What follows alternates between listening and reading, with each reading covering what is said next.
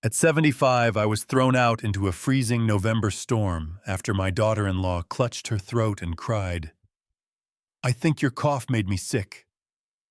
My son pointed at the door and yelled, "Get out. You're a disease. Are you trying to kill my wife and child?" 30 minutes later, I was alone at a bus stop, soaked, without a coat, without a phone, with nowhere to go. Until the police found me unconscious, my son was stunned by the call he received. "Thank you for being here. It means more than you know." Now tell me something. What city are you watching from? What country? Leave it in the comments below. Let's see how far this story has traveled. Also, this story includes fictional elements added for educational purposes. Any resemblance to names or settings is purely coincidental, but everything it teaches you, that was always intentional. My name is Walter Hayes. I am 75 years old, and I need to tell you what happened the night my son looked me in the eye and called me a disease. It started at the dinner table, the way most things that destroy families do. November in Portland had been particularly cruel that year, not cold enough for snow, but wet enough to make you wish it would just commit. The flu had been tearing through the city for 3 weeks straight, an H3N2 strain that the local news anchors loved to say slowly, like the letters themselves were contagious. Neighbors were leaving grocery bags on each other's porches instead of knocking. My doctor had called twice to tell me to stay indoors. I was not worried. 75 years of breathing this city's air had given me a constitution that I was quietly proud of. I had eaten a full meal, taken my vitamins layered up every morning. I was fine. What I was not prepared for was Amber. She was already in the kitchen when I came downstairs that Friday evening, moving between the counter and the stove with a quiet efficiency that stopped me at the bottom of the stairs. In 8 months of living under my roof, 8 months of shared breakfasts and Sunday evenings and holidays, I had cooked for them both. Amber had never once set my place at the table. She had never poured anyone's water but her own. That evening my glass was already waiting, full, ice clinking softly against the sides. "Dinner's almost ready, Walter," she said, without turning around, her voice smooth and pleasant as a recorded greeting. "Brandon's on his way down." "Thank you, Amber," I said, "because my mother raised me to say thank you." I sat down. I looked at the glass. Then I looked at the back of her head, at the particular stillness of her shoulders, and I felt something I could not yet name move through me, like a cold draft through a room where all the windows are closed. Brandon came downstairs 2 minutes later, tie already loosened, jaw set tight. He dropped into his chair without looking at me and reached for the breadbasket like a man sitting down to paperwork. "Dad," he said, flat, economical. "Brandon," I replied and matched him note for note. Amber brought the plates out. Roasted chicken, some kind of grain she had been making lately, that I could never remember the name of. She settled into her chair and unfolded her napkin with the careful deliberateness of a woman who was tracking everything while appearing to track nothing at all. I ate. I drank from my glass. The water tasted like water. Then my throat started. Not a scratch, not the ordinary tickle of dry air or a swallowed wrong. Something deeper, a persistent climbing irritation that started below my sternum and worked its way upward no matter how many times I swallowed against it. I pressed my knuckles to my mouth, breathed through my nose, tried to wait it out. I could not wait it out. The cough that came out of me was rough and full-throated, the kind that echoes off walls and makes children look up from their plates. I grabbed my napkin and turned away from the table, eyes stinging with the effort of trying to contain what my body had already decided it was going to do. Brandon's chair hit the floor. When I turned back, he was standing, both hands gripping the edge of the table so hard, his knuckles had gone the color of bone. His eyes were fixed on me with an expression I had never seen directed at me by anyone in my life. Not a look of concern, not a look of surprise, but the wide, rigid stare of a man looking at something he has decided to be terrified of. Are you kidding me right now? His voice came out strangled, stretched tight over something that vibrated underneath it. Are you actually kidding me? Brandon, I choked on. You've been coughing for days. He pointed his finger at me and his hand was shaking. I heard you Tuesday night. I heard you Wednesday. I didn't say anything because I was trying to give you the benefit of the doubt, but this... He swept his hand toward me like he was indicating evidence. This is exactly what it looks like. I am not sick, I said. I kept my voice level. I have not been coughing for days. I swallowed water at the wrong angle. That is all that happened. That is not all that happened. His voice cracked on the last word, broke wide open, and what poured out of the crack was not anger, but something rawer and uglier. He stepped around the table toward me, and I held my ground, because I have never in my life backed away from my own kitchen. You go out every single day. You walk those streets. You touch things. You breathe the same air as every sick person in this city, and then you come back in here, and you sit down at our table like it's nothing. Brandon. I stood up. My knees ached the way they always do in November, but I stood up straight and I looked my son in the eye. This is my house, my table, my kitchen, and I will not be spoken to like a... You are a disease. The words tore out of him so loudly that Amber flinched backward in her chair, one hand flying to her mouth.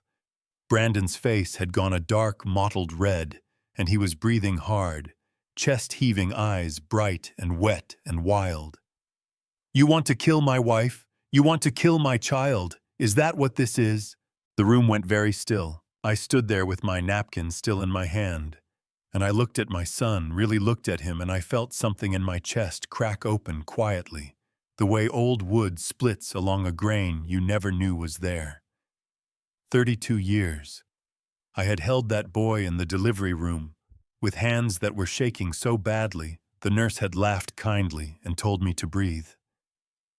I had sat up with him through fevers and nightmares and the particular misery of being 13 years old.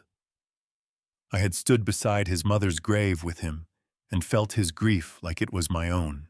And he was standing in my kitchen, calling me a disease. Amber made a sound then. A soft, wounded sound low in her throat, and she pressed both hands flat against her stomach. Her eyes filled not quickly the way real tears come, but slowly, with the careful timing of a woman who understood exactly how long to let a moment breathe before she stepped into it. Brandon, she whispered, her voice trembling beautifully. I can already feel it. My throat. She looked at me and her eyes were glistening, and her chin was shaking, and her gaze was as steady and clear and cold as a winter river. I'm scared, Walter. I'm really scared. I looked at her for the long moment, at the tears that had appeared so precisely on cue, at the hands pressed so carefully against a stomach that 2 weeks ago she had told me held a child she was not yet sure existed. Amber, I said quietly, you do not have to perform for me.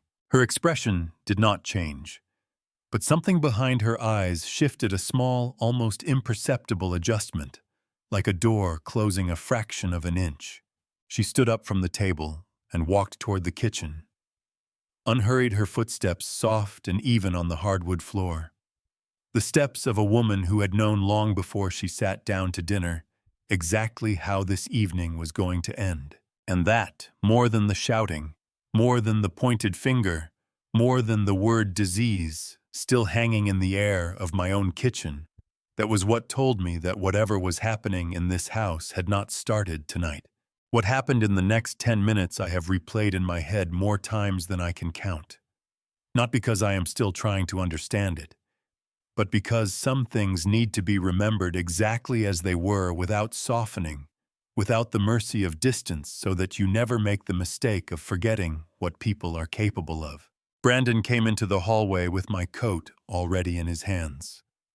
Not to give it to me. He held it at arm's length, dangling it by one sleeve like something he had fished out of a drain, and dropped it onto the floor at my feet. "You need to go," he said. "Tonight. Just for a few days until we know you're not contagious." I looked down at my coat on the floor. I had bought that coat 11 years ago on a Tuesday in October at a shop on Burnside that was gone now. Eleanor had told me the color made me look distinguished. I had worn it to her funeral. I did not pick it up. "Brandon."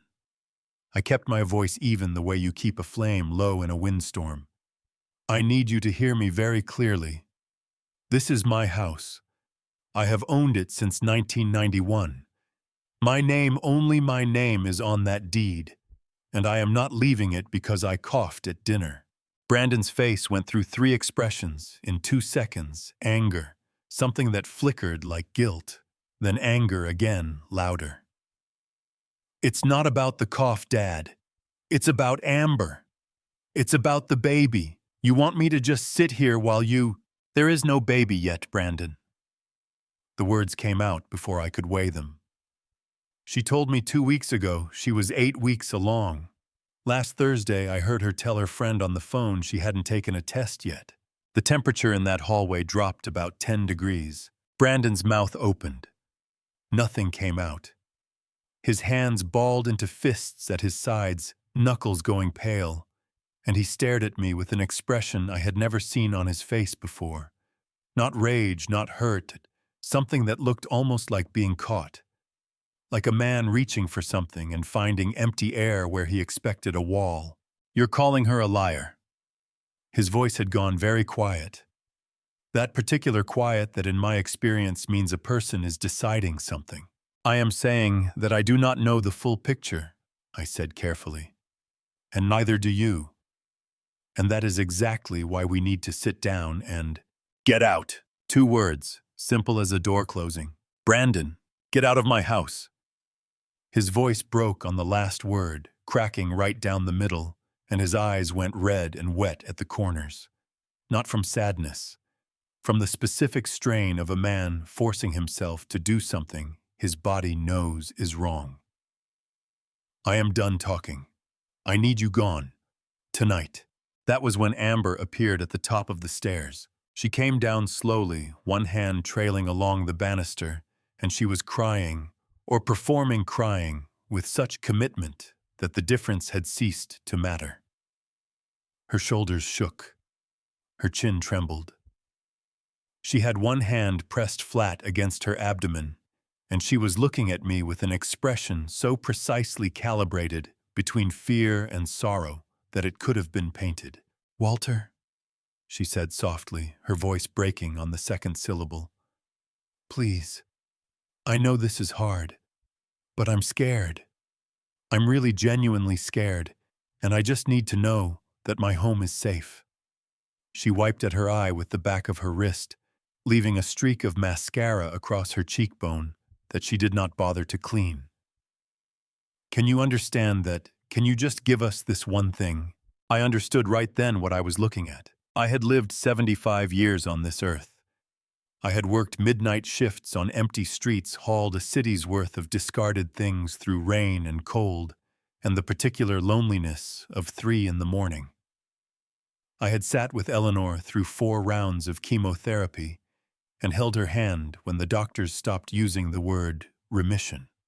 I had learned over the course of a long and honest life how to tell the difference between a person who is frightened and a person who has learned that frightened is a useful thing to appear. Amber was not frightened. Her eyes, even as her chin trembled and her shoulders heaved, were perfectly steady, clear and watchful, and already calculating the distance to the door. "I built this house into a home," I said.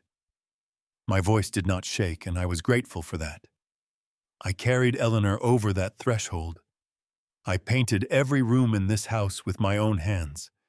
I buried my wife from the living room of this house, and I kept the lights on every night after she was gone because I could not stand the dark. I looked at Brandon. "And you are asking me to leave it because your wife is performing grief at the top of my staircase." Brandon flinched. A full-body flinch like I had struck him. For 1/2 second I saw it, the boy I raised looking out from behind the man he had become, horrified at what that man was about to do. Then Amber made a sound. A small wounded sound right on cue, her hand pressing harder against her stomach. And just like that, the boy was gone. Brandon grabbed my arm. His grip was hard and desperate, and shaking the grip of a man who needed to finish something before he thought about it too carefully. He pulled me toward the front door, not forcefully, not violently, but with the grim, relentless momentum of someone who had made a decision and was now simply executing it. "Brandon, stop!" I did not fight him. Fighting would have made it easier for him. "Stop and look at me. Look at your father." He opened the front door. The rain came in immediately, cold and sideways, driven by the wind that funneled down our street every November, like it had a personal grievance.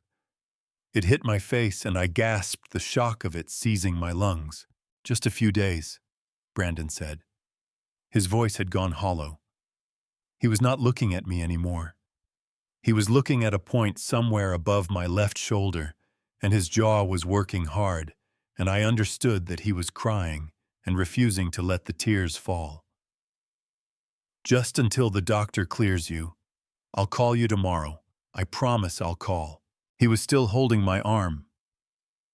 I looked down at his hand, the hand I had held crossing streets, the hand I had guided around the curves of a bicycle handlebar, the hand I had pressed between both of mine at Eleanor's graveside, while he sobbed in a way that I thought then meant he understood what it was to lose someone you could not imagine living without. "You will regret this," I said, not as a threat, as a simple fact, the way you tell someone it's going to rain. Brandon let go of my arm. He put both hands on my chest and pushed, not hard, not with violence, just with the flat, final pressure of a closed door. I stumbled back over the threshold, my heel catching the edge of the step, and I grabbed the porch railing with both hands to keep from falling.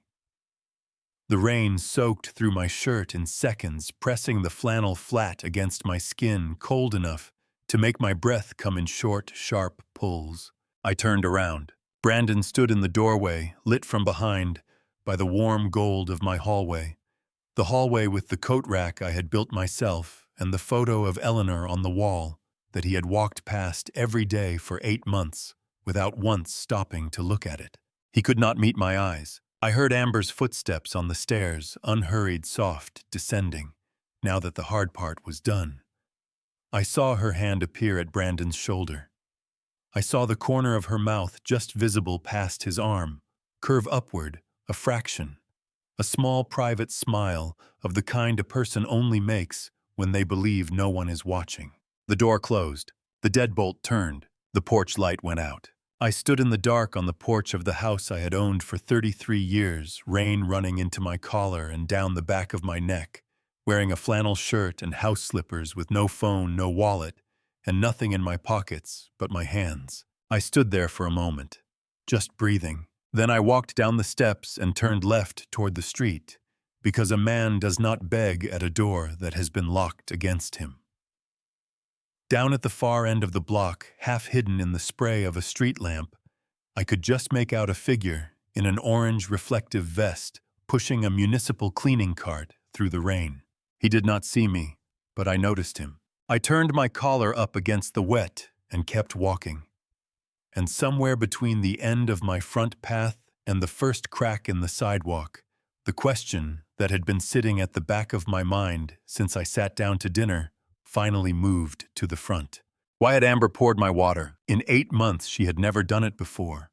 The rain did not care that I was 75 years old. It came down in sheets, driven sideways by the November wind that funneled through Portland's streets, like it had a personal grievance against anyone foolish enough to be outside. Within 30 seconds of leaving my porch, my flannel shirt was plastered flat against my skin. Within a minute, I could not feel my fingers. I kept walking. I had nowhere to go. That is the honest truth of it. No phone, no wallet, no keys. Brandon had made sure of all 3 before he put his hands on my chest and pushed. What I had was a pair of house slippers that were soaking through with every step and the particular stubbornness of a man who has spent 30 years pushing a cleaning cart through the worst hours of the night and learned that the only way out of the dark is straight through it. The streets were nearly empty. Portland, under a flu warning on a rainy Friday night, has a specific kind of quiet, not peaceful, but sealed like a city holding its breath. Porch lights burned behind drawn curtains. Cars sat unmoving in driveways. The only sounds were the rain hammering the pavement and the distant moan of a bus somewhere on Burnside that I could hear but not see. My knee started hurting around the second block. The left one always goes first in the cold, an old injury from a night shift in 2009 when I hit a patch of black ice on the Morrison Bridge and went down hard. I gritted my teeth and walked through it the way I had walked through it 100 times before. By the fourth block, I was shivering hard enough that my jaw ached from clenching it shut. I turned toward Maggie's house out of pure reflex. Maggie Brooks, my neighbor of 19 years, a retired school teacher who grew tomatoes in the summer and left soup on my porch when Eleanor was sick. Her lights were on. Warm yellow light behind the front curtain, the kind that promises coffee and a dry chair. I made it halfway up her front path before I saw the sign taped to the inside of her storm door, hand-lettered in thick black marker. Immunocompromised. Please do not knock. Deliveries on step. Thank you. I stopped. My chest ached with something that had nothing to do with the cold. Maggie was 81. Her husband had died of pneumonia 3 winters ago. If I pounded on her door, looking the way I looked, soaked gray, shaking, she would be terrified. And in the middle of a flu season, a stranger at the door was the last thing a woman her age needed, even if that stranger had eaten Thanksgiving dinner at her table for 15 years. I turned around and walked back to the street. "Keep moving, Walter," I said out loud, because there was no one to hear me and my voice was the only warm thing I had left. "Keep your feet moving, and the rest will follow." My slippers were disintegrating. I could feel the sole of the left one separating from the upper, flapping with every step like something trying to break free. The rain had gotten into my collar and was running straight down my spine in a thin, relentless stream. I thought about Eleanor.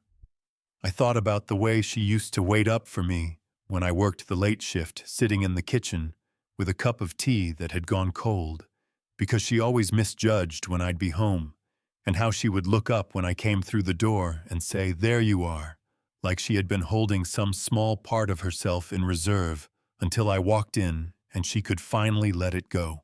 "There you are," I said to the rain. My voice cracked on the last word, and I was not ashamed of it. I do not know how long I walked. Time does a strange thing when your body is shutting down. It stretches and compresses in ways that have nothing to do with clocks. I remember passing a laundromat that was still lit up warm air, ghosting through the gap under its door, and thinking that I could go in, stand near the machines for a few minutes, just long enough to stop shaking. But there were people inside. 2 women folding clothes, a teenager on his phone.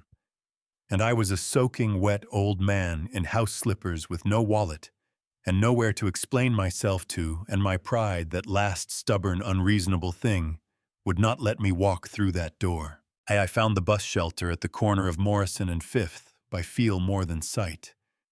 My eyes had started doing something strange, blurring at the edges, the streetlights smearing into long yellow streaks.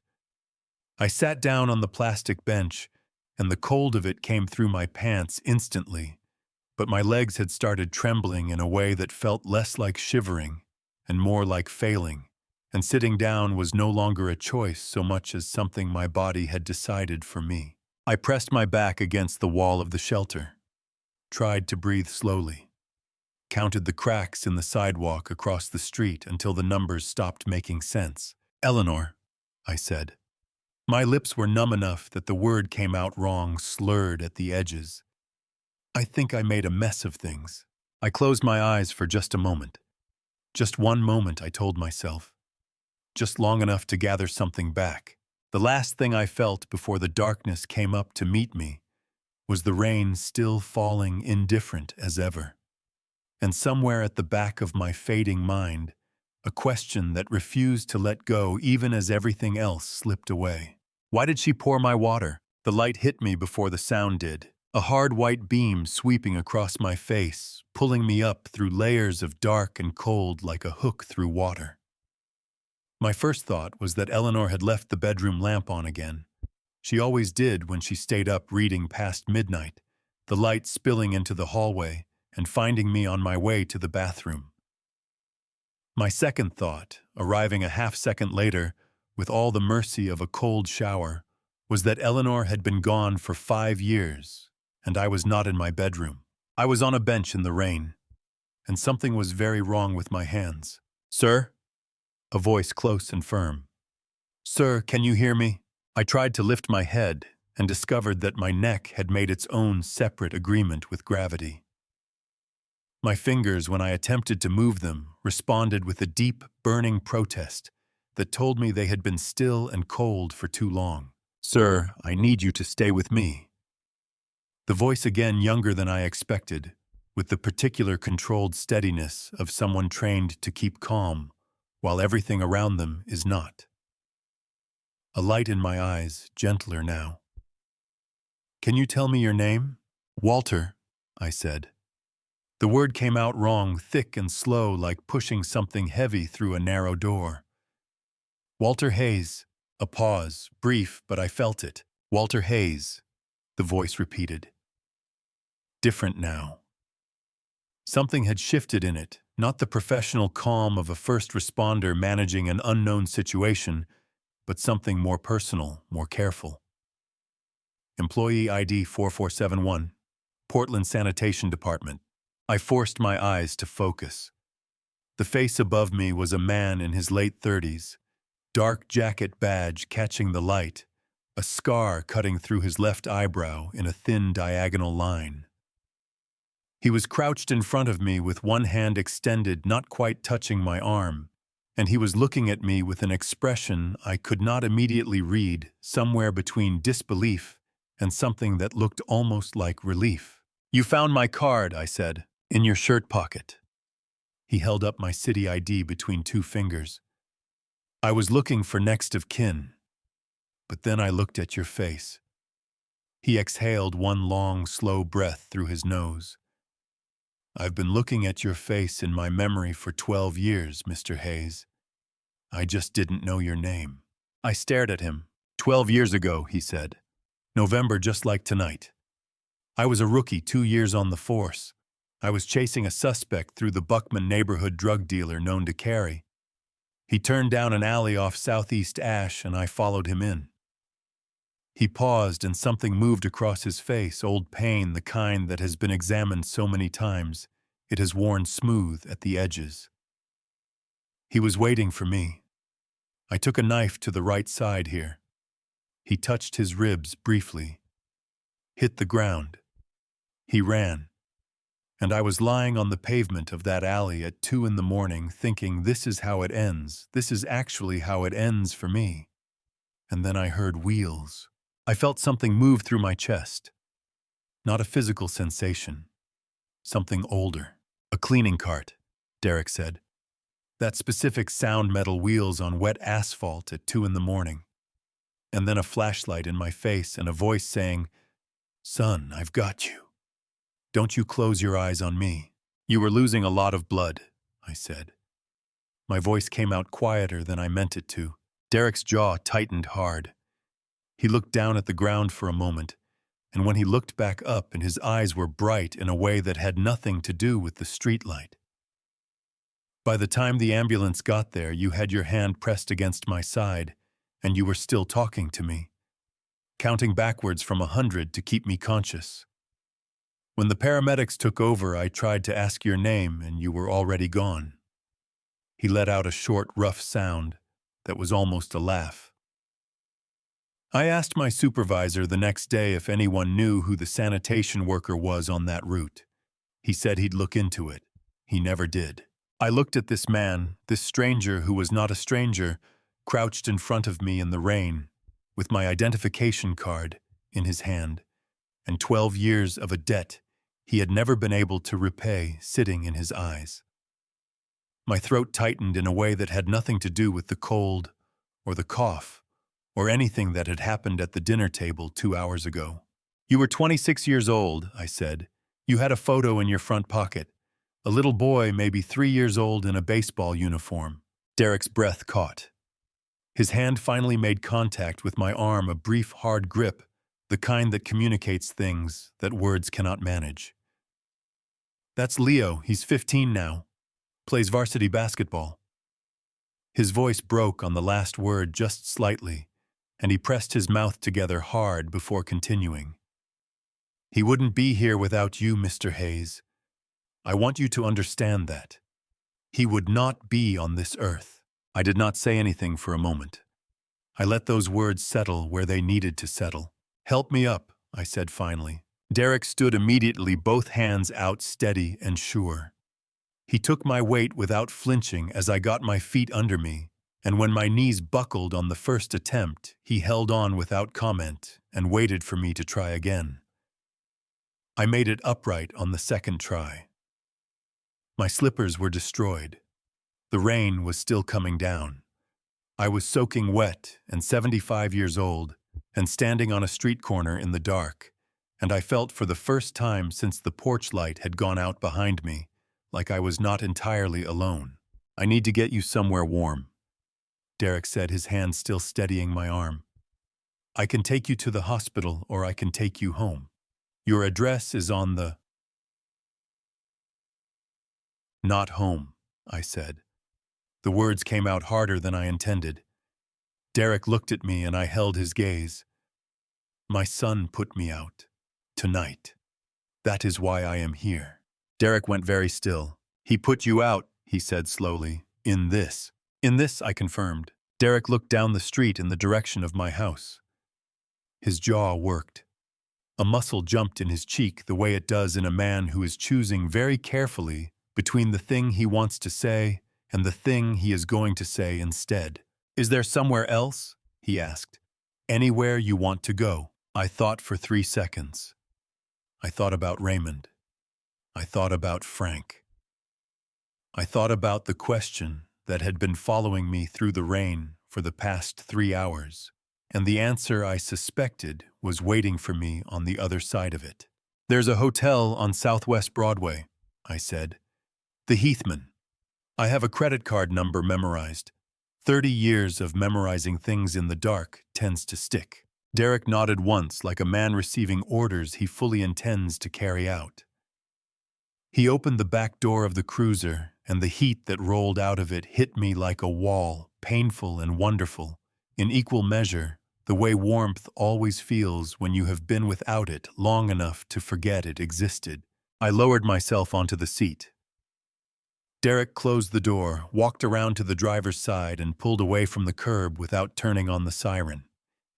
Smooth and quiet, the way you drive when the person in the back seat has already been through enough noise for one night. We were 3 blocks from the hotel when Derek reached for his radio, then stopped. He set it back in the cradle and looked at me in the rearview mirror instead. "Mr. Hayes," he said, "I have to ask. Do you want me to contact your son, let him know you're safe?" I looked at the rain streaking down the window, at the lights of the city blurring past. "Yes," I said, "but not yet." I paused. Let him wonder for a little while first. Derek's eyes in the mirror held something that on a younger face I might have called satisfaction. "Yes, sir," he said, and drove. The Heathman Hotel on Southwest Broadway had been standing since 1927, and it had the particular dignity of a building that has seen enough of Portland's history to not be surprised by anything. The front desk clerk did not blink at a soaking wet old man in destroyed slippers reciting a credit card number from memory at 11 o'clock on a Friday night. She handed me a key card and pointed to the elevator like it was the most ordinary thing in the world, and I could have kissed her for it. Derek had waited in the lobby while I changed into the hotel robe.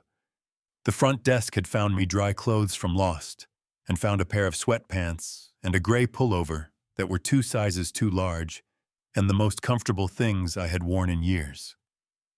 When I came back down, he was sitting in one of the leather chairs by the window, with his elbows on his knees and his hands clasped together, staring at the floor with the expression of a man working through something that does not have a clean resolution.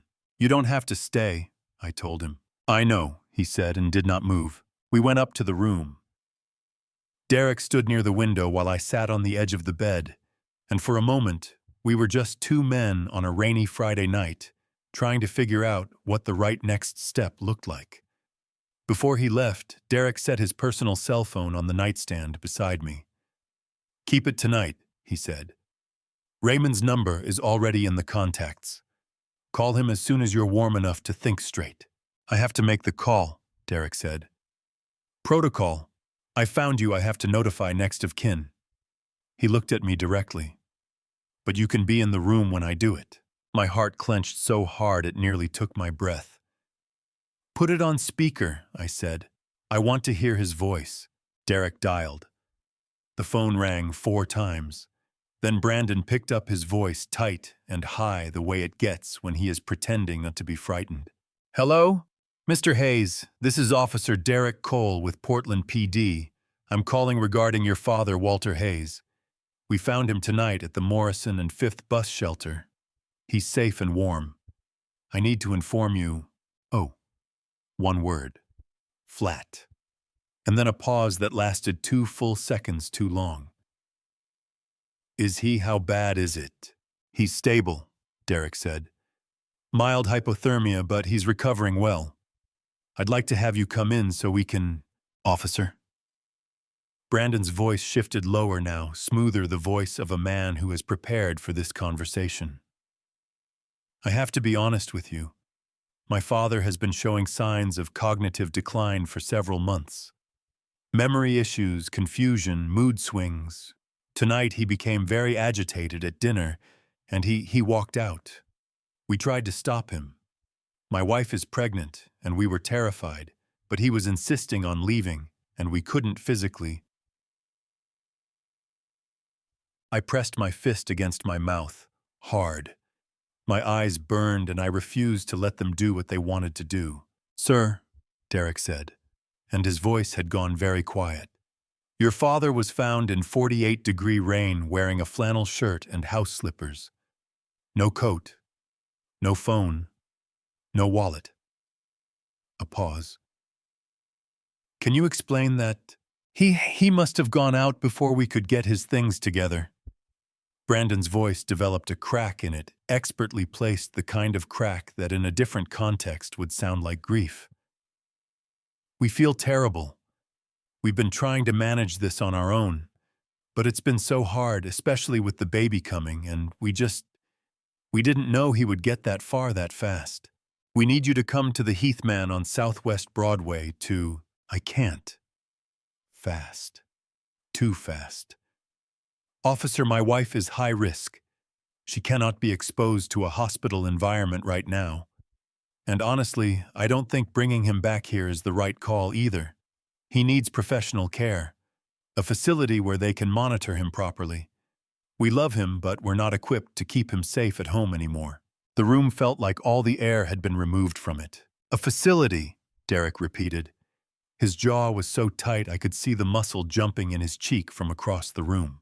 "I know it sounds harsh," Brandon said, and his voice went soft and sorrowful in a way that made my stomach turn, "but we have to think about what's best for him, and for our baby. I'm sure you understand." Derek looked at me. His eyes were burning with something that was not quite anger and not quite sorrow, but lived somewhere in the neighborhood of both. I shook my head once. "Keep going," I told him without words. "Let him finish." "Mr. Hayes," Derek said, "I want to be very clear with you. Your father is alert-oriented and fully coherent.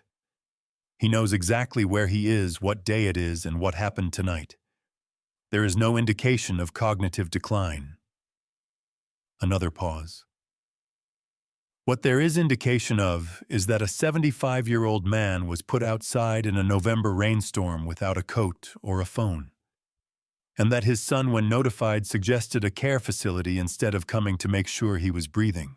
The line went quiet.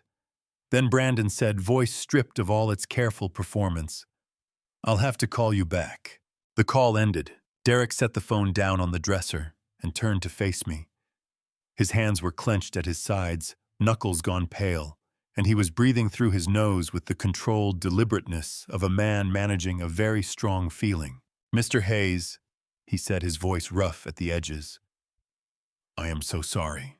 My eyes were burning hard now, and I let them just for a moment, just enough to acknowledge that what I had just heard was real, and it had come from my son's mouth, and it had cost me something I was not sure I could name yet. "Don't be sorry," I said. My voice held. Barely, but it held. "Be useful." I looked up at him. "Because I have some phone calls to make, and I'm going to need a piece of paper." Derek pulled a notepad off the nightstand, without being asked, and handed it to me, and I started writing, before the page had fully settled in my lap. 3 names. 3 numbers I had carried in my head for years, the way you carry the things that matter most, not written down anywhere, just held close and quiet, in the place where you keep the things you might someday need. Raymond Gill was first on the list. By 12:30 in the morning, the rain had finally decided it had made its point and pulled back to a drizzle. I sat on the edge of the Heathman's bed with the notepad on my knee, and Derek in the armchair by the window, his jacket off, now sleeves rolled, looking like a man who had accepted that he was not going home anytime soon. I dialed Raymond's number from memory. It rang twice. Raymond Gill. Wide awake, sharp as a blade, like the man had been sitting in his office waiting for exactly this kind of call since approximately 1987. "Ray," I said. "It's Walter, I need you." "A beat. Talk to me." I gave him the short version. 4 minutes start to finish, the dinner, the cough, the door, the rain, the bus shelter, the hotel. When I got to the part about Brandon's phone call, Raymond made a sound low in his throat that I had only heard him make twice before, both times in a courtroom, when opposing counsel said something that crossed a line Raymond considered fundamental. "He suggested a care facility," Raymond said. Flat, precise, the voice he uses when he is deciding something. "Those were his exact words," I said. "And this was after you were found in 48-degree rain without a coat." "Correct." "Walter." Raymond's voice shifted, still professional but warmer underneath. "Are you hurt?" "Cold," I said. "Angry, thinking very clearly." "Good." I heard the sound of a lamp clicking on papers moving. "Then tell me what you want. Full measure or something more restrained?" I looked at Derek across the room. He was watching me with the quiet attention of a man who understands that some decisions need to be witnessed. "Full measure," I said. Raymond exhaled not a sigh, but the breath of a man who has been waiting for permission to do what he does best. "All right. Walk me through the assets. What does Brandon have access to right now?" "Joint checking account. I added him 4 years ago for emergencies. About 14,000 in it currently. He also has a supplementary credit card on my main account. The limit is 8,000. I can have a freeze request at the bank by 6 a.m., Raymond said. "As the primary account holder, you have the right to freeze any joint account unilaterally. The bank will restrict all access, including Brandon's card, pending your instruction. He won't be able to touch a dollar." "Do it," I said. "The house is his name on the deed. Never has been." I felt something settle in my chest as I said it, a quiet, solid feeling, like a foundation being confirmed. I promised him I'd add him after Eleanor passed. I never did. Something kept stopping me. Good instincts. Raymond's pen was moving, I could hear it. "What about the insurance policy, the Sun Life one?" Derek's head came up slightly. I had not mentioned insurance to him. 80,000 a year in premiums for 30 years, I said. The payout is 800,000.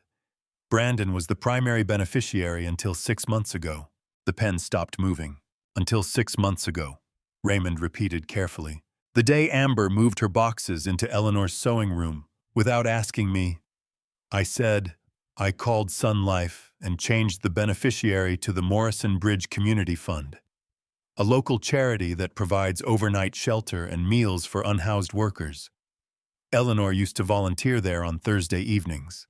Derek was looking at me now with an expression I could not fully read, something between astonishment and the particular respect a person feels when they realize they have underestimated someone. "Brandon doesn't know," Raymond said. It was not a question. "He knows I have a policy," I said. "He does not know the amount, and he does not know I changed it." Raymond let out a breath that carried 30 years of legal experience in it. "Walter, you understand that if he has been operating under the assumption that he stands to inherit that money, then tonight makes a great deal more sense," I said. "Yes, I've been sitting here doing that math for the last hour." "All right." Raymond's voice went very crisp. "One more thing. The house you have that security camera system you installed 2 years ago. The one you called me about when you thought the package thief was back." "Still running," I said. "Full coverage. Living room, kitchen, hallway, front and back exterior." "Does it cover the kitchen specifically, the counter area near the sink?" Something about the precision of that question made the hair on my arms stand up. "It covers the entire kitchen," I said slowly. "Why?" "Because before we do anything else tomorrow morning," Raymond said, "I need you to pull that footage, starting from 5 p.m. today, before dinner." His voice was careful now, deliberate the way he gets when he is following a thread he is not yet ready to name out loud. "Walter, how long has Amber been the one preparing your meals?" My mouth went dry. "The past 3 months," I said. She offered. I thought she was being kind. "And tonight specifically, did anyone pour your water before you sat down?" The question dropped into the room like a stone into still water. I sat there on the edge of that hotel bed and felt every separate hair on my arms stand at full attention, because I had been carrying that question since the moment I left my front porch, and hearing Raymond ask it, hearing it come from the outside, from someone who did not know the answer, made it suddenly terribly specific. "Amber did?" I said. She had never done it before, not once in 8 months. Raymond did not respond immediately. I heard him write something on his notepad, a long line like underlining. "Pull that footage first thing tomorrow, Walter," he said quietly, "before you do anything else. And call me the moment you've seen it." I said I would. We confirmed the 6 a.m. freeze request. We said goodnight. I set the phone down on the nightstand and looked at Derek, who was sitting forward in his chair with both elbows on his knees. "What did she put in your water?" he asked. "I don't know yet," I said. "But you think she put something in it?" I looked at the window, at the drizzle catching the light from the street below. "I think," I said carefully, "that a woman who has never once poured my water chose tonight of all nights to start. And I think I need to find out why before I do anything else." Derek nodded slowly, his jaw tight, his eyes sharp. "I'll be back at 7, he said, standing. "I know someone in the department who handles elder abuse cases. Just in case." He picked up his jacket and moved toward the door, and I watched him go with the specific gratitude of a man who understands what it means to have someone choose to stay in your corner. The door closed softly behind him. I turned off the lamp and lay back on top of the covers, fully dressed, staring at the ceiling. Tomorrow I was going to look at that footage, and whatever it showed me, I was going to be ready for it. I hadn't slept. Not even close. The iPad that Linda left on the nightstand had been sitting there for 3 hours, its screen going dark every few minutes, then lighting back up every time I shifted against the headboard. My ribs still ached where I had hit the sidewalk. My left hand still had a tremor that hadn't been there before Friday night. But none of that mattered right now. What mattered was the app. Raymond had walked me through it over the phone at 2 in the morning, slow, patient, the way he always talked when the stakes were high. "Walter, the system backs up 72 hours of footage automatically. Kitchen, living room, front door, back hallway. You installed it yourself in 2022, remember? It's all still there. Log in with your email and the password you gave me years ago." I had typed the password with shaking fingers. 3 tries before I got it right. Now, at 6:12 a.m., I was staring at the kitchen camera timestamp, Friday, November 8th, 5:49 p.m., 17 minutes before I came downstairs for dinner. I pressed play. The kitchen was empty at first. The pot roast was in the oven, the timer blinking green on the counter. Then Amber walked in from the hallway, moving quickly, glancing back over her shoulder toward the staircase. My heart started knocking hard against my chest.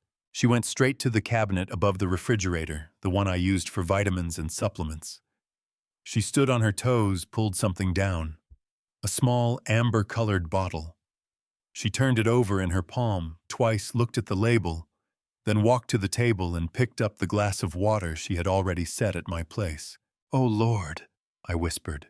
My voice came out cracked and small in that hotel room like something breaking under pressure. She tipped the bottle over the glass. Not a lot, just a few drops, the kind of careful measurement that told me this was not the first time she had thought about the exact amount. She swirled the glass once with one finger, set it back down, then put the bottle in her cardigan pocket and walked out of the kitchen like she had simply come in to check on the roast. 40 seconds.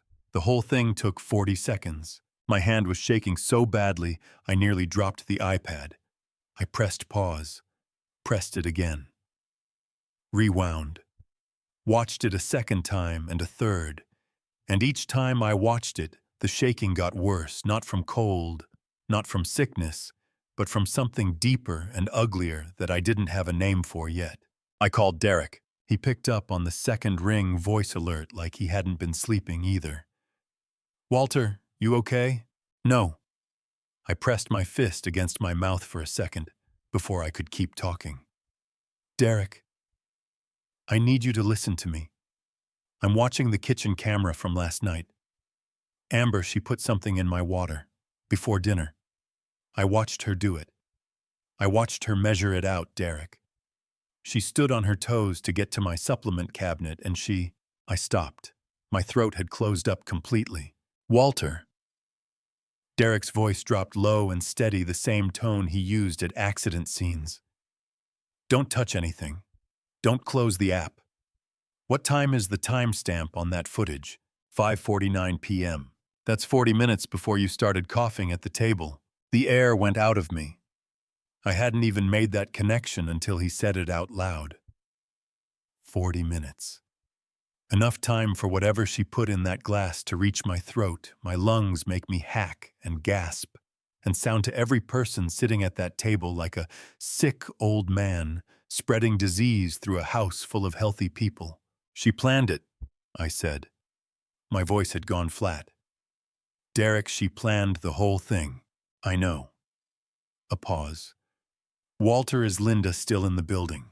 "I think she's on shift downstairs. Go get her. Right now. I need a witness in that room with you while you keep watching that footage.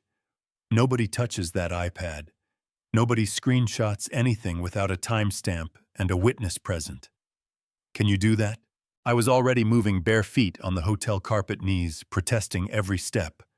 I pulled the door open and nearly ran straight into Linda Marsh, who was standing in the hallway with 2 cups of coffee and a look on her face like she had been standing there debating whether to knock. "I was coming to check on you," she said. Then she saw my face. Her eyes went wide. "Walter, what happened?" "Come inside," I said, and closed the door. She set the coffees on the dresser and sat beside me on the edge of the bed while I played the footage for her from the beginning.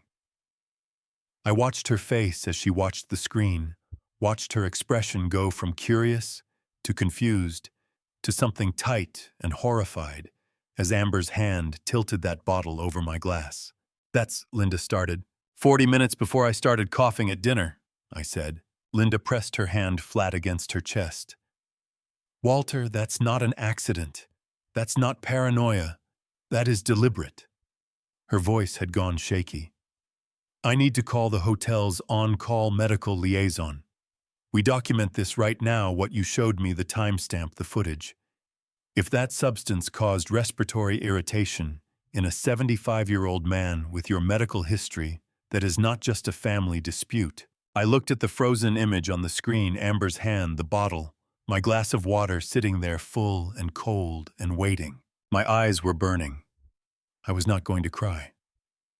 I had made that decision somewhere around 3 a.m., somewhere between the second and third time. I watched my son's wife poison my drink with calm, practiced hands. But my chest felt like something had reached inside and was slowly, methodically squeezing everything it could find. She made me cough, I said. She made me sound sick, and then Brandon used it to throw me out of my own house. Linda put her hand over mine. Her grip was firm and warm. Then we make sure every second of that footage is preserved, she said. And we make sure the right people see it. On the iPad, the timestamp read 5:49 p.m. The kitchen was empty now on screen. The glass of water sitting at my chair, still and clear and full of something that was never meant to help me. My phone buzzed. Raymond. Walter, I pulled the property records. You need to see this. Call me. Raymond was already talking when I picked up his voice, clipped and rapid the way it got when he had been up all night reading documents. The house is still in your name, Walter. 100%. Brandon never filed for a title transfer. Either he didn't know how or he assumed you'd just sign it over eventually. Either way, legally, you own every square foot of that building. They have no right to be there. I sat down on the edge of the bed. My legs had stopped holding me properly about an hour ago. Raymond, I said, I need you to hear something before we talk about the house. I told him about the kitchen footage, about the bottle, about the 40-second sequence that had changed the shape of everything I thought I understood about Friday night. I heard him breathe in slowly on the other end, heard a long pause where I could almost feel him reassembling his understanding of the situation, the same way I had been reassembling mine since 6 in the morning. That footage needs to go to Derek today, Raymond said. Not tomorrow, today. And Walter, don't stop at the kitchen camera. Pull every angle from that night, living room, front hallway, all of it. I already had the app open.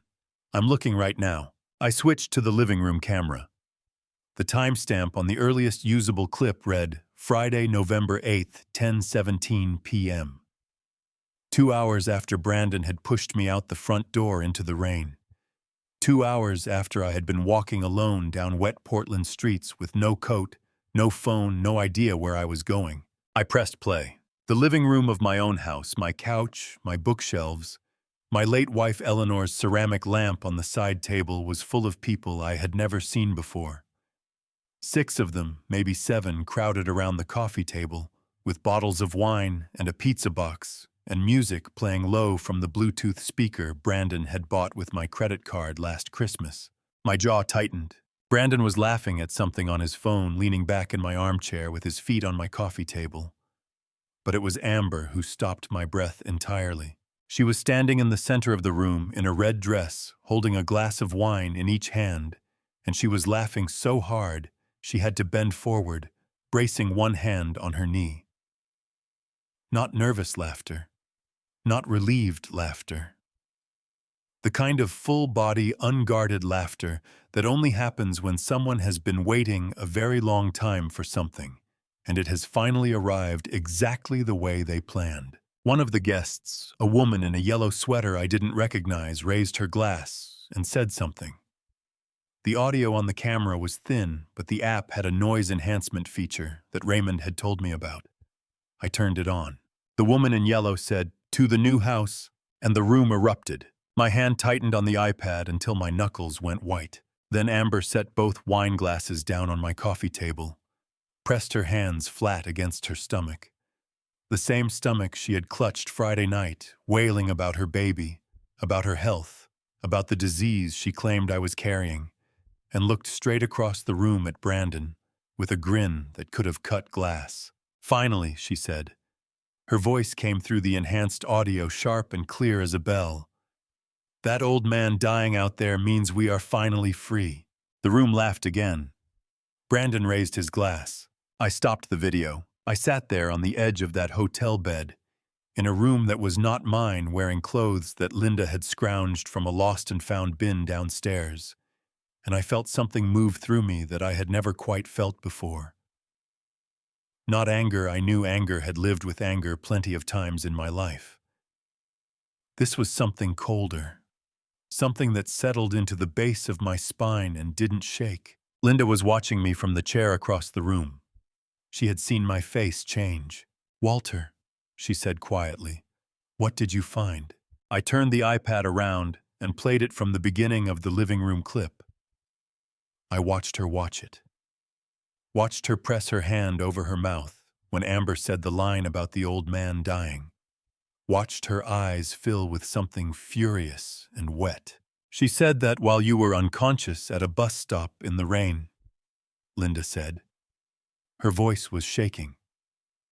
"She stood in your living room in your house and she said that." "Yes," I said. Brandon raised his glass. "Yes." Linda stood up abruptly, walked to the window, put both hands on the sill. Her shoulders were tight, her breathing audible. "I need a minute," she said, "because if I don't take a minute, I am going to say something very loud and very unprofessional." I understood that feeling completely. I called Derek and played him the audio clip over the phone. There was a long stretch where I could hear street noise on his end, the sound of a car door, then traffic, and then his voice came back hard and even. "Walter, how quickly can Raymond file a formal eviction notice? He said 72 hours for the paperwork. Then we start today." A pause. "Walter, you've got kitchen footage showing premeditated contamination of your food and living room footage showing them celebrating your removal from your own home. That's not a family argument anymore. That's a case." My throat tightened. I looked down at the iPad in my lap, at the frozen image of my living room full of strangers and two people I had trusted with the roof over my head. "Raymond," I said when he picked up the next call, "how fast can we move?" His answer made something in my chest unclench for the first time in 36 hours. "Faster than they expect," he said. Raymond's office smelled like old paper and strong coffee. The kind of place that hadn't changed its furniture since the 90s and didn't intend to. I had been inside these walls more times than I could count, for Eleanor's estate paperwork, for my retirement documents, for every piece of legal business I had ever needed a steady hand to guide me through. Sitting across from Raymond now with a borrowed coat over my shoulders and Linda's iPad on the table between us, I felt something I hadn't felt in 36 hours. I felt like I had ground under my feet again. "All right," Raymond said, spreading 3 documents flat on the desk, his reading glasses pushed up on his forehead. "Here's where we are. The house is yours, clean title, your name, only no co-signers, no transfer on record. Brandon has 0 legal claim to that property." "He doesn't know that," I said. "No, he doesn't." Raymond looked at me over the rim of his glasses with the quiet satisfaction of a man who had been waiting to say the next part. "Which means every day he sits in that house thinking it's his, he's trespassing." My chest tightened, not with pain this time, but with something that felt almost like oxygen returning to a room that had been sealed shut. "What's the first move?" I asked. Raymond tapped the top document. "I filed an emergency motion first thing this morning to freeze the joint checking account you share with Brandon, the one you co-signed when he was 22 and needed help getting on his feet. Judge Hartwell approved it by mid-morning. Elder financial abuse cases with documented fraud evidence move faster than most people expect. As of right now, neither Brandon nor Amber can access a single dollar in that account." I put both hands flat on my knees to stop them from shaking. "How much is in there?" $14,600. Most of it your direct deposit from the city pension going in every month for the last 3 years. Raymond's jaw tightened. "Walter, he's been pulling from that account regularly. Groceries, gas, Amber's salon supply orders. He's been living off your pension for at least 18 months. The air went out of me like I'd been hit. 18 months, I said. At minimum. Raymond pulled a printed bank statement from the folder and turned it to face me. Highlighted in yellow withdrawal after withdrawal, none of them mine. "I'm going to need you to confirm which of these transactions you authorized." I looked down the list. My finger moved slowly down the page, and with each line it shook a little harder. $140 at a restaurant I had never been to. $312 at a furniture store. $68 at a wine shop the week after they told me they were cutting back on spending. None of them, I said. My voice came out very quiet and very even. Raymond, I didn't authorize a single one of these. Raymond nodded like he had already known the answer. Then we have grounds for financial elder abuse under Oregon Statute 124.110. That's civil and potentially criminal. He capped his pen. I'm also filing the formal notice of trespass on the property today. Certified mail, hand-delivered copy, the whole package.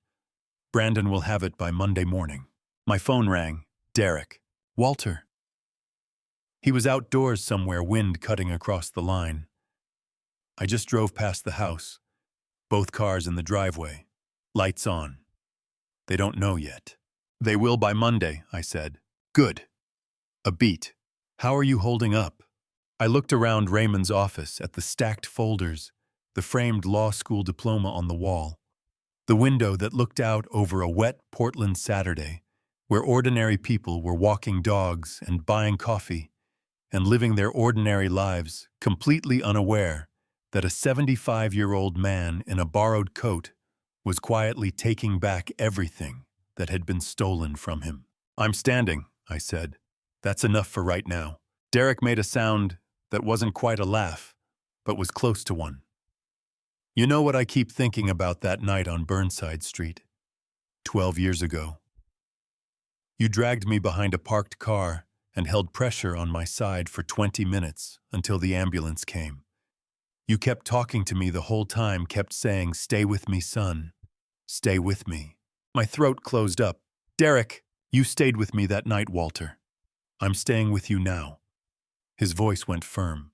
Whatever you need, whatever it takes. I pressed my hand over my eyes for a moment. They were burning again, and this time I couldn't entirely stop what came with it. One hard exhale that wasn't quite a sob, but was the closest thing to it I had allowed myself since Friday. Raymond pretended to be very interested in his documents. There's one more thing, Raymond said after a moment, his voice gentler now. The life insurance policy, Sun Life policy number ending in 4471. The current beneficiary is still Brandon. I know, I said. I want to change it. Raymond was already sliding the form across the desk. I thought you might. I picked up the pen.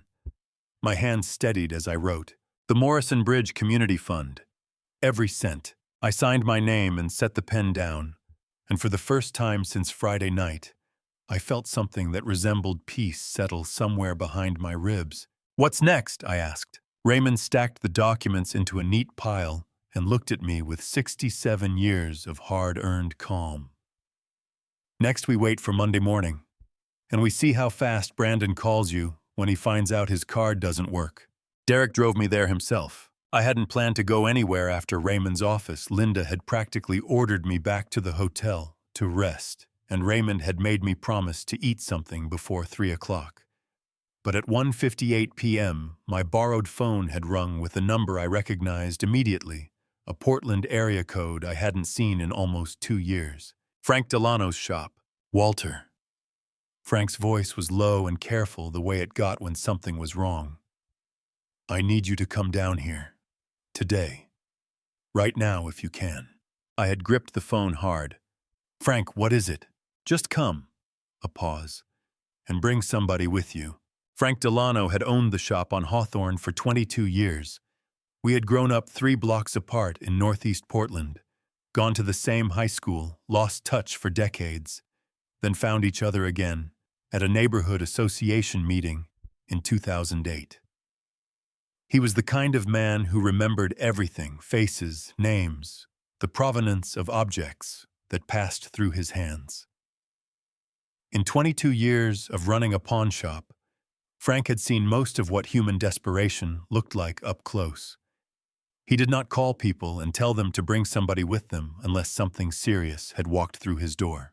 The shop bell rang when Derek pushed the door open.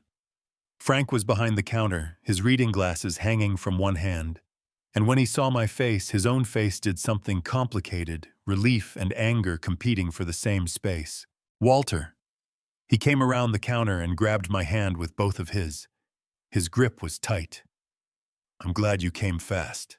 What happened, Frank? He didn't answer immediately. He walked back behind the counter, pulled open the glass display case, and set something on the velvet tray in front of me. My knees nearly gave out. It was Eleanor's ring. White gold band oval sapphire center stone, 2 small diamonds on each side. Eleanor had picked it herself at a shop on Alberta Street in 1974.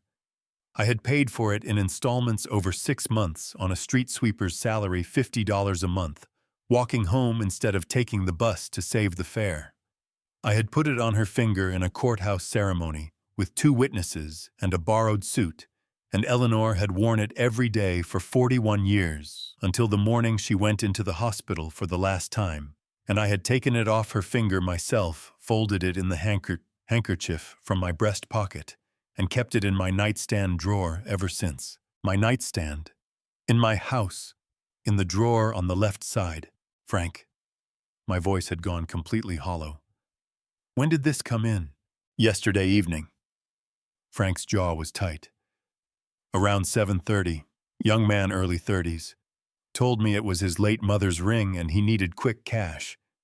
I gave him $200 because he seemed... Frank stopped. His hand curled on the countertop. Walter, I didn't know. If I had known... You couldn't have known, I said. But my hands were shaking so badly now that Derek reached over and put one hand on my shoulder to steady me. Did he give a name? Frank turned to his computer and pulled up the transaction record. Oregon law required ID for pawn shop sales. The name on the screen made my throat lock shut completely.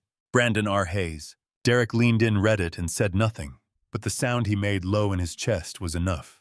He sold it for $200, I said. The words tasted like ash. He took Eleanor's ring out of my nightstand and sold it for $200. Frank pressed his lips together. His eyes were wet at the corners, and Frank Delano was not a man who showed that easily. I'm giving it back to you, Walter. Right now, no charge. I don't care about the 200.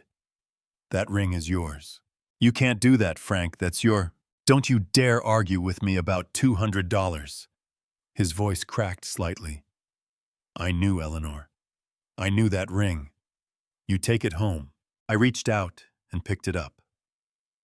The metal was cool against my palm. I closed my fingers around it and held it there against the center of my chest, and for a moment I could not speak at all. My eyes were burning so badly, the whole shop went blurry. Frank behind the counter, Derek beside me, the cluttered shelves of other people's surrendered things, and one hot tear made it all the way down the side of my face before I could stop it. Okay, I finally managed. Okay. Derek pulled out his phone. Frank, I need you to make a certified copy of that transaction record. Name, ID, number, timestamp, dollar amount. All of it. Frank was already at the printer. Already running. That's entering a dwelling to commit theft. Derek said, his voice level and professional, the same voice he used when he was filling out an incident report. That's a Class C felony in Oregon, Walter. Breaking and entering plus theft of personal property valued. He looked at the ring in my hand, well above the misdemeanor threshold. I looked down at Eleanor's ring. $200. Brandon had walked into my bedroom, pulled open my nightstand drawer, taken the one thing in that house that had nothing to do with money or property or inheritance, and sold it for $200 and a Friday night. Raymond needs to know, I said. I'm already texting him, Derek said. Frank handed me the printed transaction record in a manila envelope. His hand rested on top of mine for a moment, before he let go.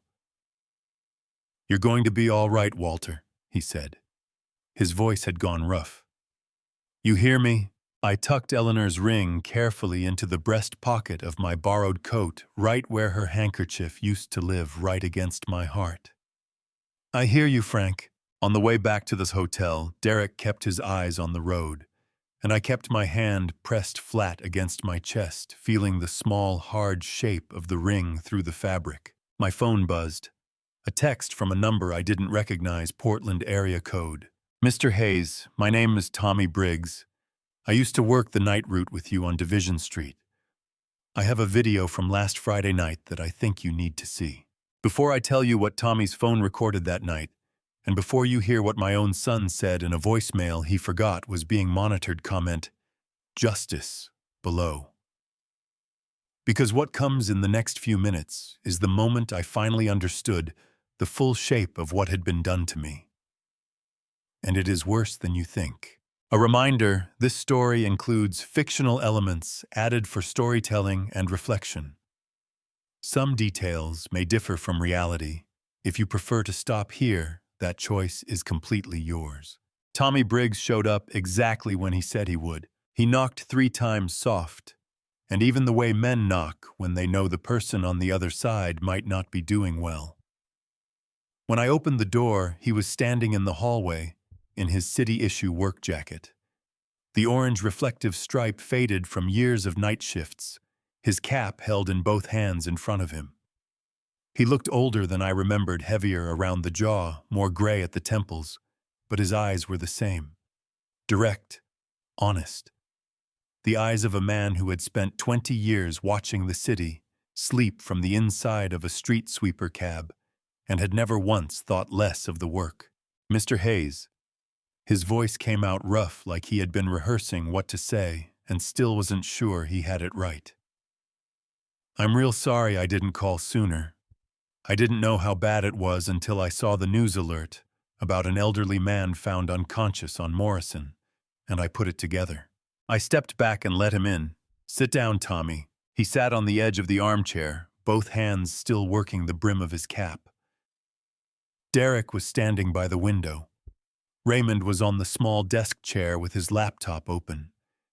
The room felt crowded in the way that only happens when something important is about to happen inside it.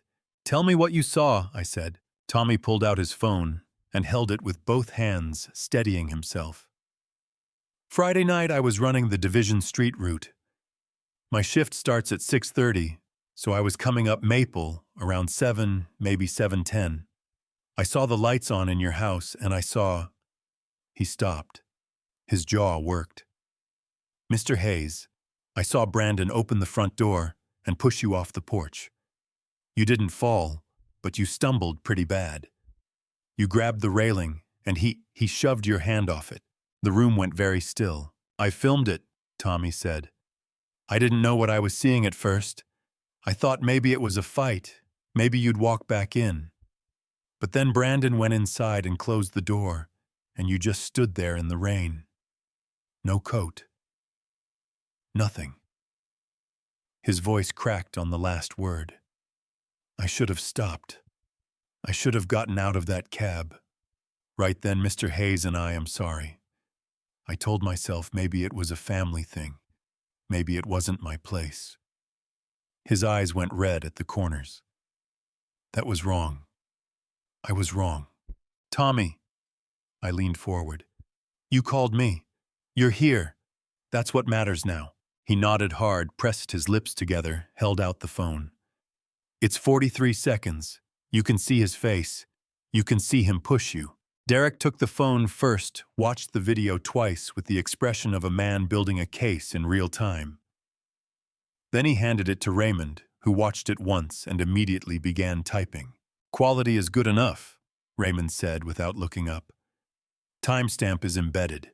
Combined with the kitchen footage and the living room party footage, we now have a documented sequence: premeditated contamination, physical removal, and celebratory behavior immediately following. That's a complete evidentiary chain." My chest tightened so hard I had to press my fist against my sternum. 43 seconds. The night my son pushed me off my own porch and into the rain existed in 43 seconds of footage on a city sanitation worker's phone. And if Tommy hadn't been on Division Street at 7:10 on a Friday night, it would have been nothing but my word against Brandon's. "There's one more thing," Raymond said. He turned the laptop to face me. I pulled the voicemail records from the joint account's registered phone number. Oregon law allows account holders to request call and voicemail logs as part of a fraud investigation. Walter Brandon left himself a voicemail on Thursday night, the night before the dinner. I stared at him. He left himself a voicemail. People do it sometimes as a reminder, a note to self. Raymond's voice was perfectly level, but there was something underneath it, a tightly controlled fury I had known him long enough to recognize. He forgot the account was flagged for monitoring after you added the fraud alert 2 years ago. Every voicemail on that line was being automatically archived to the account's security log. He pressed play. Brandon's voice filled the small hotel room, tinny through the laptop speakers, but unmistakable. Okay, so tomorrow night. Amber does the water thing before dinner, makes sure the old man starts coughing at the table. Then I bring up the flu, the neighborhood cases make it sound like he's a risk. She plays the pregnancy card, I escalate. He gets defensive, and then I tell him to get out. He won't fight it. He never fights. By Saturday morning, we change the locks, and I call the insurance company Monday. It's going to work. It's going to work this time. The recording ended. Tommy made a sound like he'd been punched. His hand went over his mouth. I sat completely still. My hands were flat on my knees, and they were shaking, both of them hard and steady like an engine running too fast. It's going to work this time. This time. As if there had been other times before this. As if Friday night was not a moment of anger or bad judgment, but a plan that had been attempted, refined, and finally executed. He called it the water thing, I said. My voice came out very quiet and very cold. Which means he and Amber discussed it in advance, Raymond said. Amber was not acting independently. Brandon was not manipulated by Amber. Brandon recruited Amber. He designed the plan. She executed the kitchen piece. He executed the removal. Raymond took off his glasses and set them on the desk. Walter, your son is not a man who got swept up in something. Your son built this. The words landed in my chest like stones dropping into deep water, one after another, sinking slow and heavy and without bottom. Tommy stood up abruptly, walked to the window, put his back to the room. His shoulders were shaking. I drove past that house every Friday night for 3 years, he said, his voice thick. You always had the porch light on. Always. I know, I said. He turned the porch light off Friday night. Tommy's voice broke open completely. First time in 3 years that light was off. Nobody spoke for a moment. Not because there was nothing to say, but because some things need a breath of space before you can move past them. Derek broke it first. Raymond, how fast can we file the criminal complaint combining the theft of the ring, the physical removal, and the voicemail evidence? I can have the package to the DA's office by Tuesday morning, Raymond said. But there's something else I want to run down first. Something about Amber that came up when I was pulling her background for the trespass filing. He looked at me steadily. I need 1 more day. Can you give me 1 more day? I looked at Eleanor's ring on the nightstand, where I had set it the night before so I could see it when I woke up. Take whatever you need, I said. Raymond had been at his desk since 6 in the morning. I could tell by the number of coffee cups, 3 of them lined up along the edge of the desk, in a neat row like evidence markers, and by the particular quality of his stillness when I walked in, the stillness of a man who has been reading for a very long time and has arrived somewhere he didn't entirely want to arrive. Derek was already there, standing by the bookcase with his arms crossed, his face carrying that careful, blank expression that I had come to understand meant he was angry and managing it with great precision. Sit down, Walter, Raymond said. I sat. Tell me. Raymond opened the folder on his desk and turned it to face me. There was a photograph clipped to the top, a woman I didn't recognize, heavy-set, gray-haired, standing in front of a Miami Beach condo building. Beneath the photograph was a name, Helen Marsh, 79, deceased, March 2022. Her name was Helen Marsh, Raymond said. Retired schoolteacher. Widowed in 2019. No children. She owned a condo in Miami Beach worth approximately $340,000 and had a savings portfolio of around $180,000. In January 2021, she hired a personal care assistant through a private placement agency. He paused. The assistant's name at the time was listed as Amber Joanne Whitfield. The name hit me like cold water. Whitfield, not Hayes, a different name, a previous name. Amber used her maiden name, I asked. Or an alias we're still confirming with Florida records. But the photograph from the agency file matches Amber's DMV photo within acceptable facial recognition parameters. Raymond's finger moved down the page. Over 14 months, Helen Marsh transferred approximately $210,000 to a personal account in the name of Whitfield. The transfers were characterized as gifts in the paperwork. Helen's remaining estate, including the condo, was redirected to a newly formed LLC also registered under Whitfield 3 weeks before Helen was moved into a memory care facility. My stomach turned over slowly. Helen Marsh died 11 months after she was moved into that facility, Raymond continued. The cause of death was listed as rapid-onset dementia complications. Her 2 closest friends filed a complaint with the Florida Department of Elder Affairs in April 2022. The investigation was opened, assigned to a caseworker, and then Raymond's jaw tightened. It stalled. The LLC had already been dissolved. The money was gone. Amber had already left Florida. Derek uncrossed his arms and put both hands flat on the bookcase shelf behind him. She came to Portland, he said. Where she met Brandon, I said. The shape of it was so clear now that looking at it felt like looking at something I should have seen a long time ago. Not because there were signs I missed. There weren't, not ones I could have caught.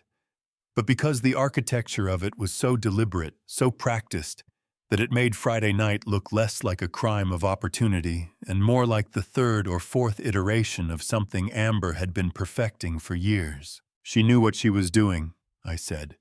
My voice came out flat. She's done this before. At minimum once that we can document, Raymond said. Derek has a contact at the Miami-Dade Elder Crimes Unit who pulled the original complaint file. The investigator who worked it, a woman named Detective Sandra Ruiz, has been trying to locate Amber Whitfield for the better part of 2 years. She's going to want to talk to us, Derek said. His voice had a restrained energy in it, the kind that comes right before something moves fast. I called her this morning. She picks up on the first ring when you mention that name. Raymond slid a second document across the desk. I also found this. A civil judgment in Broward County 2020, a different case, an elderly man named George Weston, 81.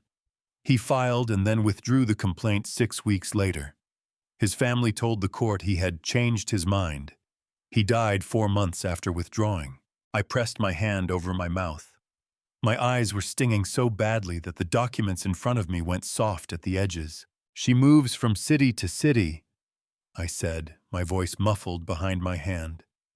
She finds men like me, old men, alone, with assets, and she builds a relationship, Raymond said, his voice carefully steady, carrying it for me when mine couldn't. She establishes trust through someone close to the target, in Helen Marsh's case, direct employment. In your case, through your son. She isolates the asset. She redirects it. And when the situation becomes legally precarious, she moves on. I dropped my hand from my mouth and pressed it flat against my chest instead. My heart was hammering hard enough that I could feel it against my palm. Brandon doesn't know any of this, I said. Almost certainly not, Raymond said. Brandon is greedy and weak, and he made choices that will cost him. But Amber chose Brandon because he was greedy and weak and easy to shape. He thought he was using her. She was using him. Across the desk, Derek let out a long, controlled breath. Detective Ruiz is flying in Wednesday morning, he said. She wants to interview you, Walter. She wants to see the kitchen footage, the voicemail, the pawn shop record. She's been building a multi-state pattern file on Amber for 2 years. Your case might be the one that finally closes it.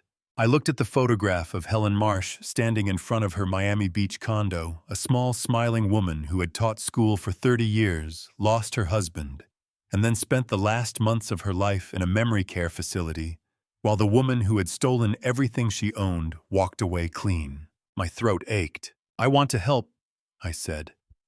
"Whatever Detective Ruiz needs, whatever gives Helen Marsh's story an ending." Raymond closed the folder with both hands firmly. "Then we give it one." He looked at Derek. "How's the eviction timeline?" 30-day notice goes out today, Derek said. "Monday morning certified mail. Brandon and Amber will have it in their hands by noon." I thought about Brandon in my house right now, in my kitchen at my table, maybe sleeping in my bed, completely unaware that somewhere across the city, the entire weight of what he had built was beginning to shift. "Does he know yet about the frozen accounts?" I asked. Derek's expression moved into something that wasn't quite a smile, but was in the same neighborhood. His card was declined at a gas station on Sunday morning. He called the bank 3 times. They told him to contact the account holder. A pause. "He hasn't called you yet?" "Not yet," I said. "He will," Raymond said. "They always do when the money stops." Outside Raymond's window, Portland was gray and wet and ordinary. The Monday morning traffic moving slowly through streets still damp from the weekend rain. Somewhere across this city, my son was going to open a certified letter today. And somewhere in Miami, Detective Sandra Ruiz was already packing for a Wednesday flight to Portland. Amber had run from Florida thinking she was clean. She hadn't counted on an old man who refused to die quietly on a bus stop bench. The call came at 12:47. I was sitting at the small desk by the window, eating the sandwich Linda had brought up from the lobby cafe, turkey on wheat. The kind of meal you eat, because you know you need to, not because you want to.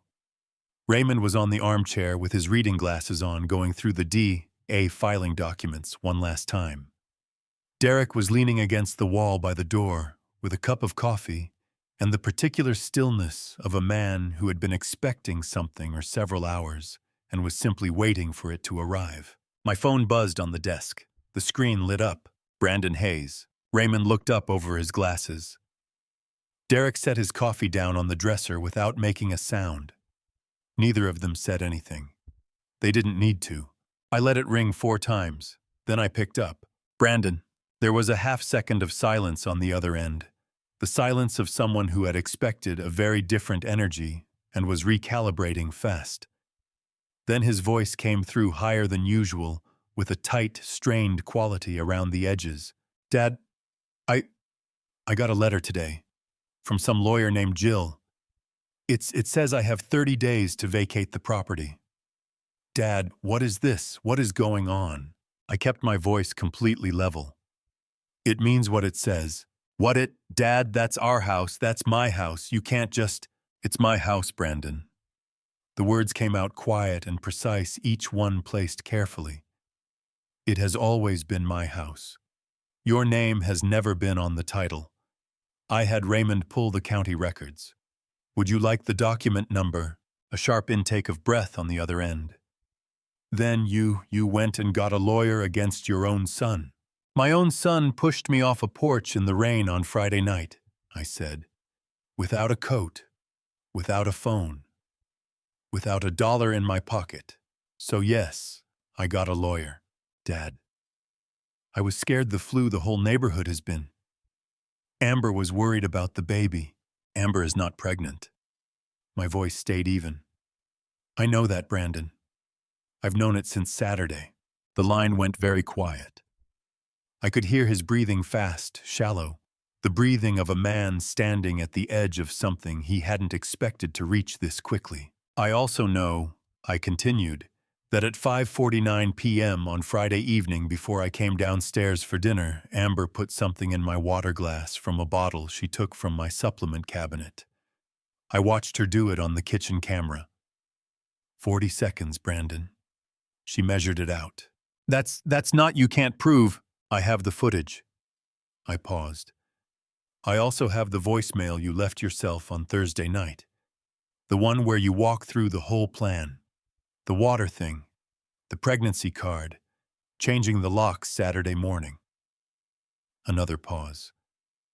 "It's going to work this time," you said.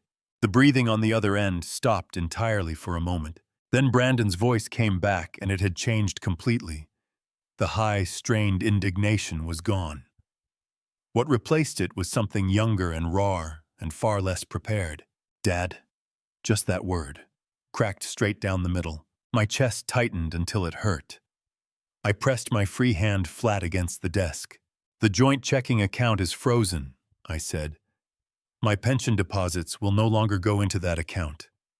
Raymond is filing criminal charges this week: theft of personal property, entering a dwelling without consent, and financial exploitation of a vulnerable adult. That last one carries up to 5 years in Oregon. Criminal charges. Brandon's voice had dropped to almost nothing. Dad, you're going to have me arrested. I'm going to let the law do what it does, I said. The same law I worked alongside for 30 years, pushing a broom through the streets of this city at 3 in the morning so that you could have a warm house and a full refrigerator and every chance I never had. A sound came through the phone, then something between a gasp and a sob, something that I recognized because I had heard it a long time ago when Brandon was 9 years old and had broken Eleanor's favorite vase and tried to hide the pieces under his bed, and cried when she found them, not because he was in trouble, but because he had seen the look on her face. My eyes burned. I pressed them shut for exactly 3 seconds. You have 30 days, I said. Use them to make arrangements. Don't damage the property.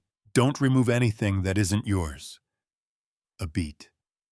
And Brandon, the ring, Eleanor's ring. I have it back. Frank Delano called me Saturday. The sob that came through the phone that time was not small and not hidden. I needed the money, Brandon said, his voice shattered. The accounts were already. Amber said we needed. I know what Amber said. My voice tightened just slightly. I know exactly what Amber said and when she said it. So does a detective from Miami who is flying in on Wednesday. Silence. The kind that comes when the floor drops out. Miami. Brandon's voice had gone completely hollow. Call a lawyer, Brandon, I said. Get yourself a real one, not the one Amber recommends. I paused. That's the last free advice I'm going to give you. I ended the call and set the phone face down on the desk. The room was very quiet for a moment. Raymond had taken his glasses off entirely. Derek had both hands in his pockets and was looking at the floor. Then Derek said quietly, "You all right?" I sat back in the chair. My hands had stopped shaking for the first time in 4 days. Outside the window, Portland was doing what Portland did. Gray sky, wet streets, ordinary life. Moving past without comment.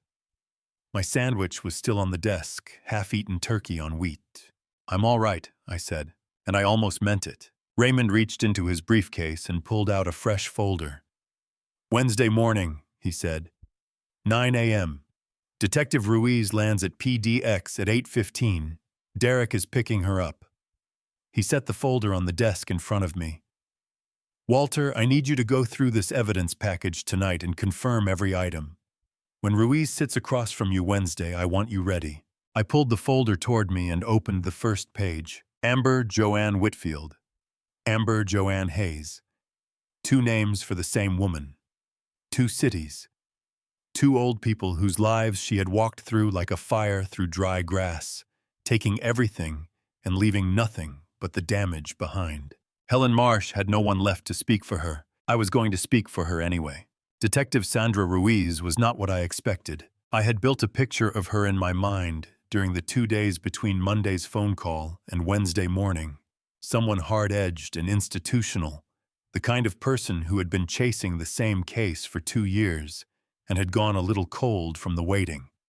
What walked through Raymond's office door at 9:47 was a woman of about 50, compact and dark-haired, with the kind of eyes that moved over a room and cataloged it in one sweep. She wore a gray blazer over a white shirt and carried a leather document case that was visibly full. She shook Raymond's hand, then Derek's, then turned to me. "Mr. Hayes." Her handshake was firm and brief. "I've been hoping to find you for a while now. I just didn't expect it to happen this way." "Sit down, detective," I said. "I'll tell you everything." She sat across from me at Raymond's conference table, opened her document case, and laid out her own folders with the practiced efficiency of someone who had done this in a lot of different cities. Then she looked at me steadily and said, "Tell me about Friday night. From the beginning." So I did. I told her about the water glass and the bottle. About Brandon's voice at dinner, the way it had been rehearsed, the particular cadence of someone saying lines they had practiced. About the porch and the rain and the 40 minutes I spent walking wet streets with no coat and no phone before my knees gave out at the Morrison Street bus shelter. I told her about Derek finding me and Linda's iPad, and Raymond's office, and Frank Delano's phone call, and Eleanor's ring. Detective Ruiz did not interrupt me once. She wrote in a small notebook with a mechanical pencil, her handwriting tight and fast, and when I finished, she looked up and said, "The kitchen footage. Can I see it?" Derek set up the iPad on the conference table. We watched it together. Ruiz Raymond. Derek and me, all four of us, looking at those 40 seconds of amber at the supplement cabinet, the careful tilt of the bottle, the single-finger swirl of my water glass. Ruiz watched it twice. Then she closed her notebook, set her pencil down flat, and pressed both hands together on the table in front of her. Her jaw was tight. "The woman in that footage," she said, her voice controlled and precise, "operated under the name Amber Whitfield in Miami-Dade and Broward counties between 2020 and early 2023. I have been looking for her since April 2022. "Helen Marsh," I said. Something moved across Ruiz's face, not surprise, but a kind of recognition.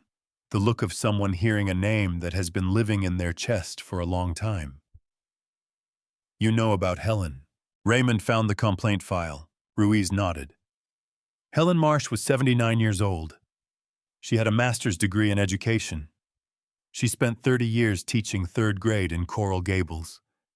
After her husband died, she was lonely, and she was generous, and she trusted people who seemed kind." Her voice stayed level, but her hand on the table pressed down slightly harder. By the time her friends filed the complaint, she had been moved to a facility. Her accounts were empty. Her condo was gone, and Amber Whitfield had left the state. A pause. Helen died 8 months later. The attending physician attributed it to rapid dementia progression. Helen's closest friend, a woman named Barbara Cole, no relation to Derek, told me that Helen had been sharp and active until the day Amber entered her life. The room felt very heavy. "You think she was drugged?" I said. The words came out flat because saying them any other way was more than I could manage right now. "I think the pattern of cognitive decline was unusually rapid and unusually convenient for the person who stood to benefit from it," Ruiz said carefully. "We couldn't prove it in Florida. The money was gone. The LLC dissolved the medical records inconclusive." She looked at the iPad on the table. "But this..." She tapped the screen.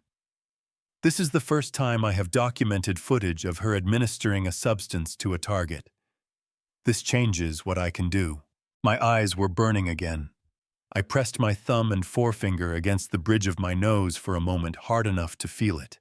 "Helen deserved better," I said. "Yes, she did." Ruiz's voice had gone quieter. "Mr. Hayes, with your footage, your voicemail evidence, the pawnshop record, Tommy Briggs's video, and the Florida complaint file, I can build a multi-state elder exploitation case. That's federal jurisdiction.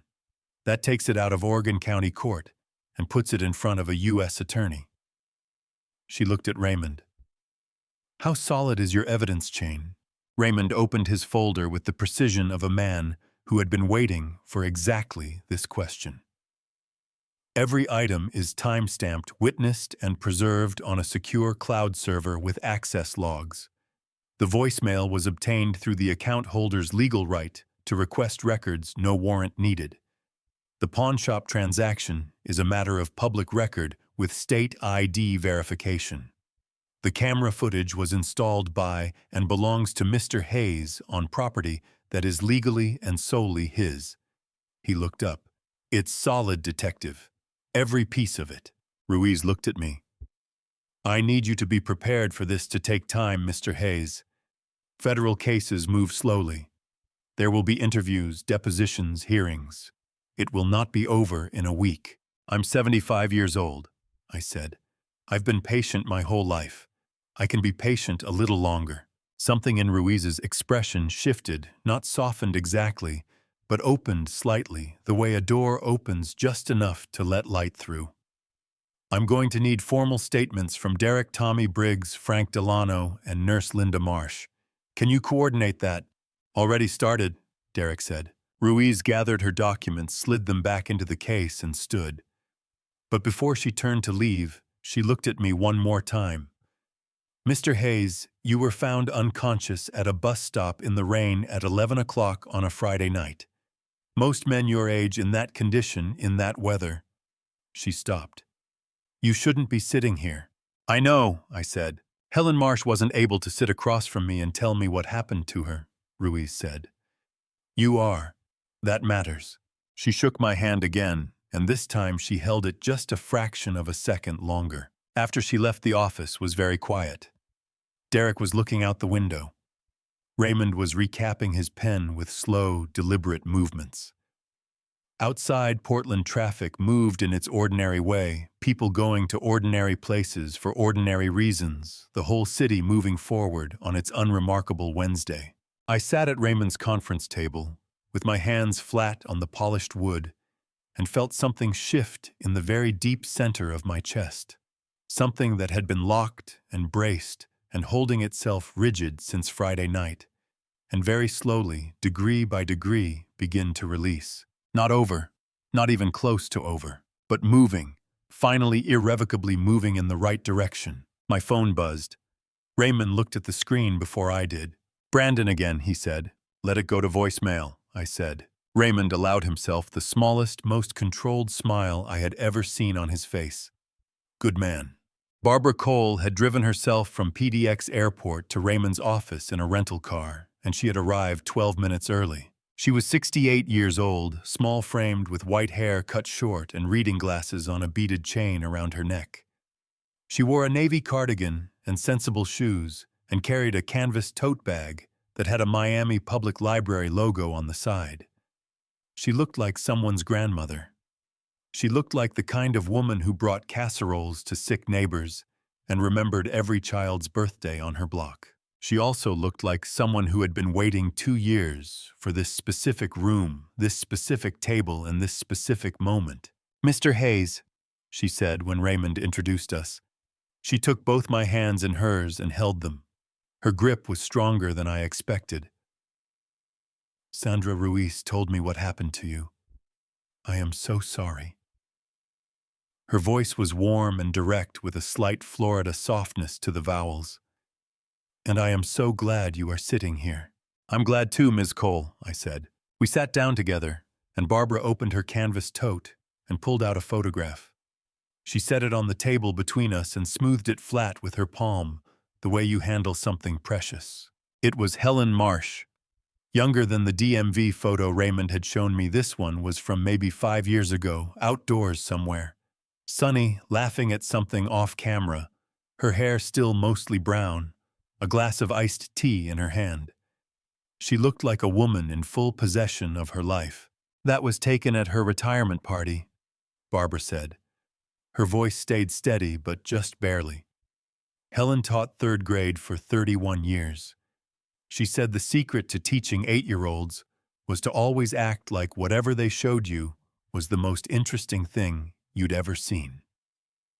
A small breath. She was the best person I knew. My throat tightened. I kept my eyes on the photograph. Tell me what you saw, I said. Barbara folded her hands on the table. Amber came into Helen's life in January of 2021. She was hired through a placement agency, personal care assistant, light housekeeping companionship. Helen had been lonely since Robert died, and Amber was... She paused, choosing the word carefully. Magnetic, warm, attentive. She remembered things. Helen's favorite flowers, the name of Helen's childhood dog, She made Helen feel seen. Raymond was writing steadily. Detective Ruiz, sitting at the corner of the table, had her notebook open. "When did things change?" Ruiz asked. "Gradually," Barbara said. "That's what made it so hard to see. At first it was just Helen seemed tired more often. She'd forget things she never used to forget. She started canceling our Thursday lunches. Said she wasn't feeling well, said Amber was helping her rest."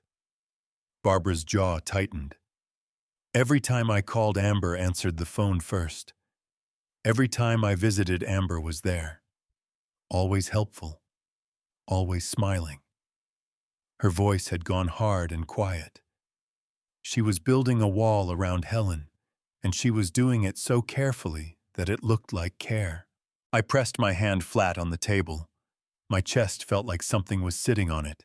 "By fall of 2021, Barbara continued, Helen had signed over power of attorney to Amber. Her financial advisor told me later that Helen had seemed confused during the signing. Distracted. Not herself." She stopped, pressed her lips together hard. "I tried to intervene. I called the agency. I called Helen's doctor. Everyone said she seemed fine in their presence. Amber was always there in their presence." Her voice cracked on the last word. "By the time I got a lawyer involved, the accounts were empty, and Amber was gone." The room was very quiet. "Ms. Cole," I said. My voice came out rougher than I intended. "Did Helen ever tell you anything? In those last months, did she say anything about Amber that didn't add up?" Barbara looked at me, and something in her face shifted, grief and fury moving together in the same expression, tangled up so tight you couldn't separate them. "The last time I spoke to Helen alone, really alone without Amber somewhere nearby, was October 2021. We were on the phone for maybe 10 minutes before Amber came back into the room, and Helen changed completely. Like a switch." She stopped. "But in those 10 minutes, Helen said something. She said, 'Barb, I've been so tired lately. Amber gives me these vitamins every morning, and I sleep so much.' And then she laughed like it was nothing, like it was a good thing." The photograph of Helen in the sunshine sat between us on the table, and I looked at it and thought about a 40-second clip on a kitchen camera and my water glass and a small amber bottle. My eyes were burning so badly I had to look at the ceiling for a moment. "Same thing," I said. My voice was barely above a whisper. "She did the same thing." Barbara nodded, and this time she could not keep her face entirely together. Her chin trembled once hard before she controlled it. "That's why I flew here, Mr. Hayes. Because if someone finally has the footage, the evidence, the whole documented chain, then Helen deserves to have her name in that file. She deserves to have someone say out loud what was done to her." Across the table, Raymond set his pen down for the first time since we had started. He looked at Barbara, then at me, then he said, "Her name will be in every filing. I will make certain of it." Barbara pressed both hands flat on the table and breathed out. "Thank you." My phone buzzed. Raymond's assistant's number. I stepped out to take it. "Mr. Hayes." Her voice was careful. "I just got a notification from the county court filing system. Someone filed an emergency motion this morning to contest the property title on your home. The filer is listed as Amber Hayes, represented by a firm called Dunmore and Associates." My hand tightened on the phone. "She's fighting back," I said. "She's scared," Raymond said from the doorway where he had followed me out. He had clearly heard the call. His voice was entirely calm. "Scared people make moves they haven't thought all the way through." He took the phone gently from my hand and looked at the notification himself. "Dunmore and Associates. That's a real estate dispute firm. She's trying to claim spousal cohabitation rights." He handed the phone back. "She has no legal ground, Walter. None. But she's going to try to delay." I looked back through the office window at Barbara Cole, who was sitting at the table with her hands folded, and Helen Marsh's photograph in front of her, waiting with the patience of someone who had been waiting a very long time already. She can try, I said. Day 22 of 30. Raymond had scheduled the morning as what he called a convergence meeting. Every thread of every legal action laid out on the conference table at once organized by urgency and sequence, the way a surgeon lays out instruments before an operation. Derek was there. Detective Ruiz was there by phone from Miami. Her voice coming through Raymond's conference speaker with the slight delay of a long-distance call. I was there with Eleanor's ring on my right hand where I had moved it the morning after Frank gave it back to me. I had not taken it off since. Outside, Portland had gone properly cold for December. The kind of cold that settles in and means business. All right, Raymond said, uncapping his pen and looking down the table. 3 things happened today, in sequence. I need everyone's confirmation on each before we move. Derek nodded once. Ruiz said, go ahead, through the speaker. First, Raymond said, the life insurance policy. He slid the document across the table to me. I had signed it 2 weeks ago, in this same office, the beneficiary change form for the Sun Life policy number, ending in 4471 $800,000 30-year policy, the one I had been paying into since Brandon was 2 years old, the one that Brandon had been counting on since the moment he started planning Friday night. Sun Life confirmed the change was processed and recorded on November 9th, Raymond said. The new beneficiary is the Morrison Bridge Community Fund. The change is irrevocable and filed with the State Insurance Commissioner. He looked at me steadily. Brandon Hayes has no claim to a single dollar of that policy. As of right now, he knows he never will. I let that settle for a moment. $800,000. Brandon had thrown his 75-year-old father into a November rainstorm for $800,000, and now that money was going to a community fund in the neighborhood where I had spent 30 years sweeping streets at 3 in the morning. How does he find out? I asked. He already has, Raymond said. He pulled a printed email from the folder. Sun Life is required to notify the previous beneficiary of a completed change. The notification went to Brandon's email address on November 10th. He has known for 3 weeks. Raymond paused. His lawyer, he finally hired one, a general practice attorney named Mark Sherwood, contacted me yesterday, asking if the change could be contested. I informed Mr. Sherwood that the change was made by the sole policyholder while in full legal capacity witnessed and notarized, and that there is no basis for contest under Oregon insurance law. What did Sherwood say? Derek asked. He said he'd need to consult with his client. Raymond's voice was perfectly dry. I expect we won't hear from him again on that particular matter.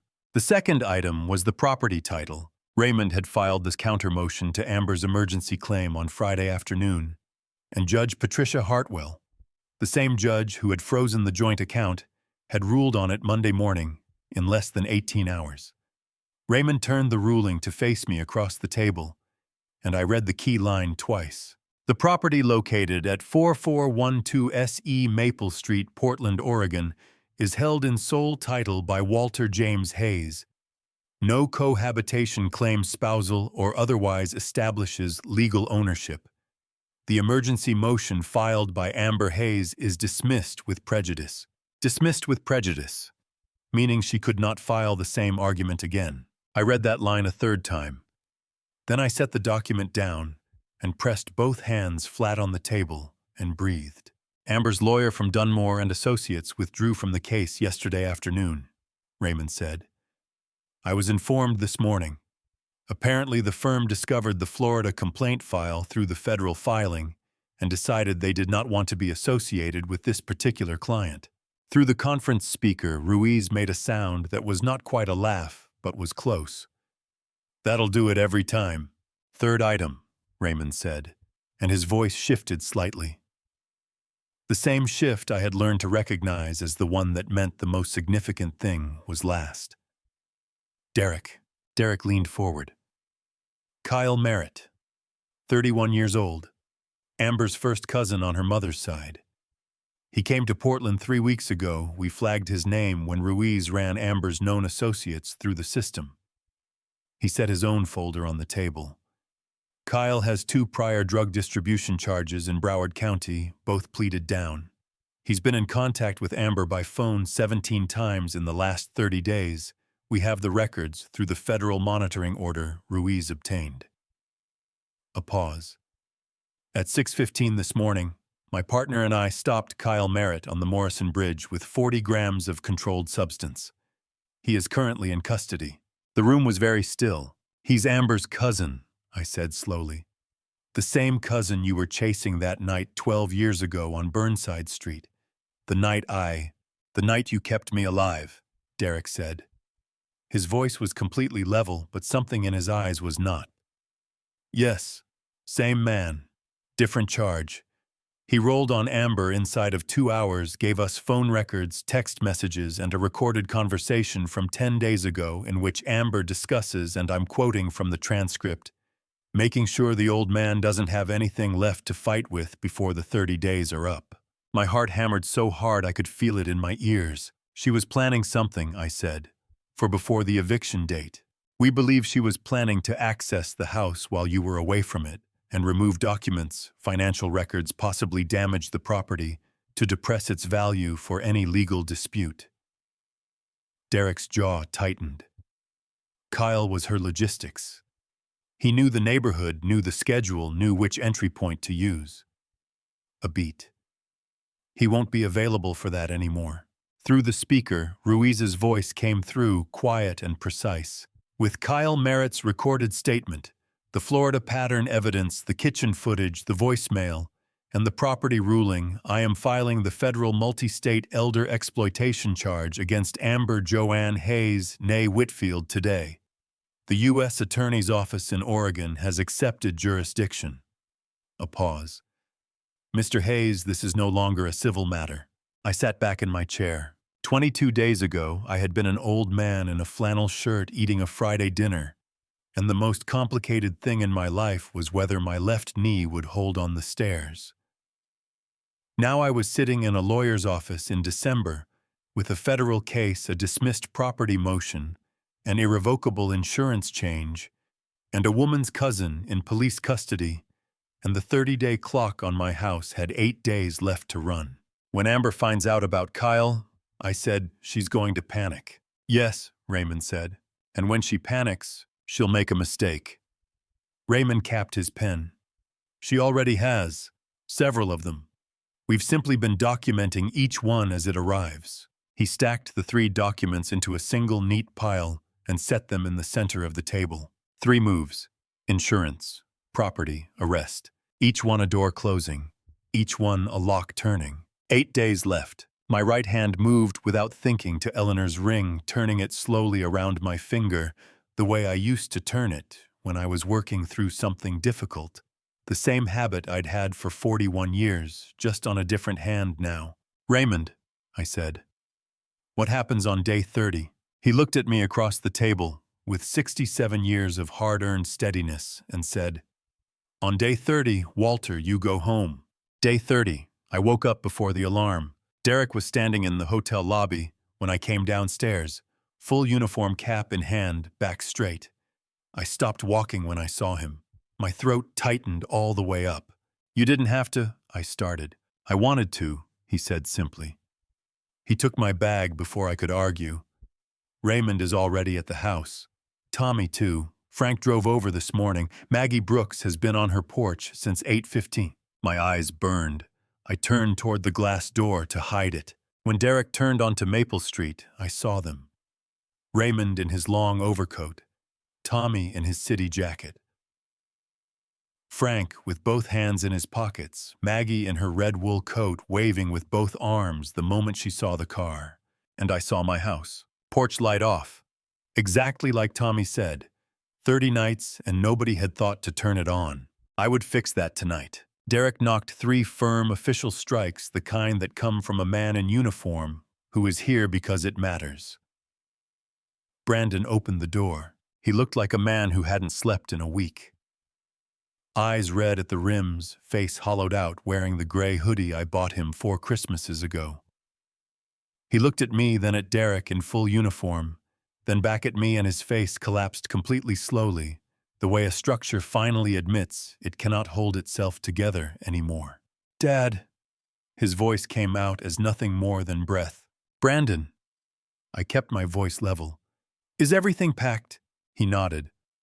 "Amber left last night. She didn't say where she was going." Detective Ruiz stepped up from behind me. "Amber Joanne Hayes was taken into custody at Portland International Airport 40 minutes ago. Federal charges." She looked at Brandon steadily. "Your attorney will receive the notification today." Brandon's hand tightened on the doorframe. He made a sound that wasn't quite a word, hollow and airless, like something being emptied out. Then he looked straight into my eyes and said, "Dad, I'm sorry. I know it's not enough, but I'm sorry." My chest tightened until it actually hurt. "I heard you," I said. Just that. Nothing more, nothing less, because that was everything I could honestly give right now without lying. Brandon lifted 2 duffel bags onto his shoulders and walked down the porch steps. At the bottom step, he stopped, his back still to me. "The porch light bulb burned out 2 weeks ago," he said. "I didn't replace it. I should have." Then he walked to his car. I stepped across the threshold of my own house. Maggie came at me before I could take a breath. Both arms locked around my shoulders, her whole body shaking, crying openly, and not trying to hide a single tear. "Welcome home, Walter. Welcome home." I held on tight. My eyes burned until everything went soft at the edges. After a moment, I straightened up, looked around at Raymond, Tommy, Frank, Derek, all of them in my hallway in my house, and said, "Somebody help me find a light bulb." Tommy laughed first, then Frank, then even Raymond. I went to find the porch light. Spring came quietly to Maple Street. The plum tree in my front yard had gone pink overnight, and the whole block smelled like wet soil and something beginning again. I had been watching it from the porch since early morning, the way the blossoms held the gray light, the way the branches moved in the March wind without breaking. Some things know how to survive a hard winter without making a performance of it. I was on my second cup of coffee when the mail carrier came up the walk. Bills, a hardware flyer, and one handwritten envelope at the bottom of the stack, the kind that takes a moment to register because you are not expecting it. Brandon's handwriting. No return address. My name written in the careful, deliberate way he used to write it as a boy when he was trying to show he had taken his time. I set the other mail on the railing and opened it. "Dad, I've been trying to write this for 3 months. 11 drafts deleted. I don't know if this one says the right thing either. The community service started in January. Morrison Bridge District. Street cleaning. The court assigned it. I didn't ask. But I've been out there at 6 in the morning with a broom in the cold, and I keep thinking about what your nights looked like for 30 years, what the streets looked like at 3 in the morning, what it costs a man to do that work year after year while the city sleeps. I didn't think about it enough before. I didn't think about you enough before. I'm not asking for forgiveness. I know what I did, and I know what it cost you.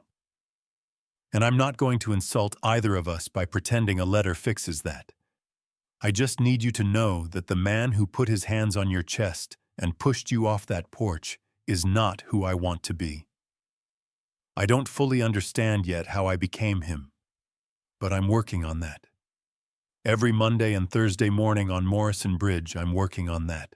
Brandon, I read it twice, folded it along its original crease, held it flat on my knee, with both hands the way you hold something you are not yet ready to put away and not yet ready to act on. The wind moved through the plum tree. A blossom came loose and drifted down to the porch step, pale pink against the gray wood. My phone buzzed. "Derek." Ruiz called. "Amber's arraignment is April 3rd. Federal.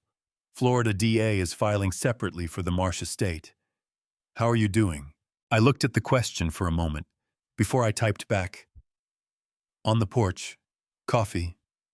Plum tree is blooming. His reply came in 3 seconds. Good.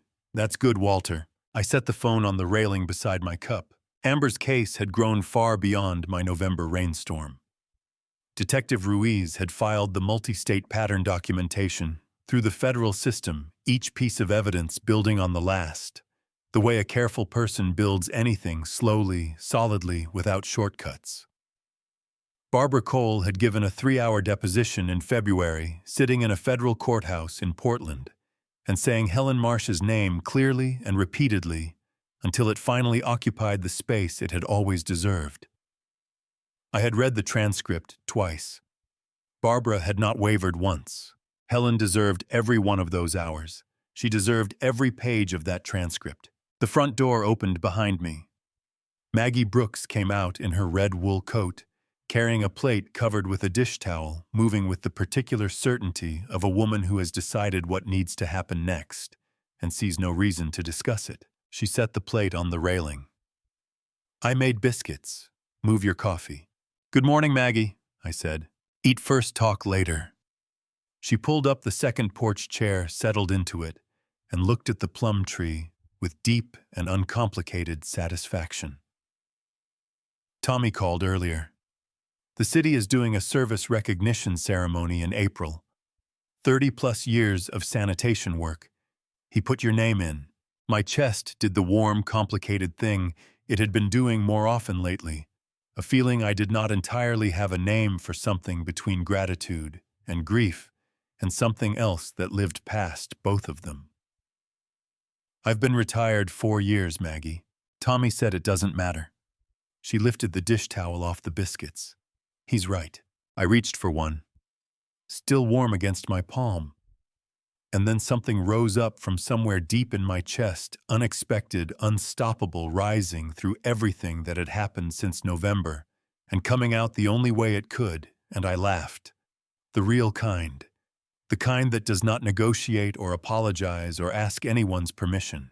Maggie grinned at me like that was precisely what she had come for. I tucked Brandon's letter into my shirt pocket when I was done eating, pressing it flat against my chest beside where Eleanor's ring rested on the nights I did not wear it to bed. Not forgiven yet. Not forgotten. Carried the way you carry things that are too heavy to put down and too important to throw away, the way a man carries everything that has made him the good and the broken and the survived. Above the front door, the porch light burned steady in the March morning. It had been on every single night since December 11th. That was enough. My name is Walter Hayes. I am 75 years old, and I swept the streets of this city for 30 years so my son could have a better life than mine. He used that life to throw me into the rain. I have thought a long time about what this story means. Not the legal part, the lawyers and the cameras and the federal charges. The part underneath all of that. The part that sits with you at 3 in the morning when the house is quiet and the porch light is on. Here is what I believe: God does not abandon people at bus stops. He sends a police officer who remembers a debt. He sends a neighbor with a warm coat. He works slowly and sometimes painfully, but he does not leave you in the rain forever. If you are watching this and you have an elderly parent, please hear me. Do not wait until they are gone to treat them like they mattered. This is a family story as old as grief itself, and it does not have to be yours. Do not be like my son. Do not be like Amber.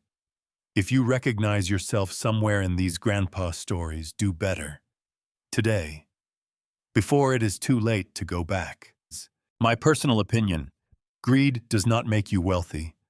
It makes you a man walking away from everything he destroyed, carrying 2 bags and nothing else. If these grandpa stories moved something in you, leave a comment and tell me what it was. Share this family story with someone who needs to hear it. And if you believe grandpa stories like this one deserve to be told, subscribe, because there are more coming. This has been a family story about betrayal, survival, and an old man who refused to disappear quietly. To everyone who stayed until the very end, thank you. From the bottom of this old man's heart, thank you. One last thing: the stories ahead contain some fictional elements built purely for reflection and life lessons. If that is not the content for you, no hard feelings, step away and find what serves you better. But if you stay, I will make it worth your time.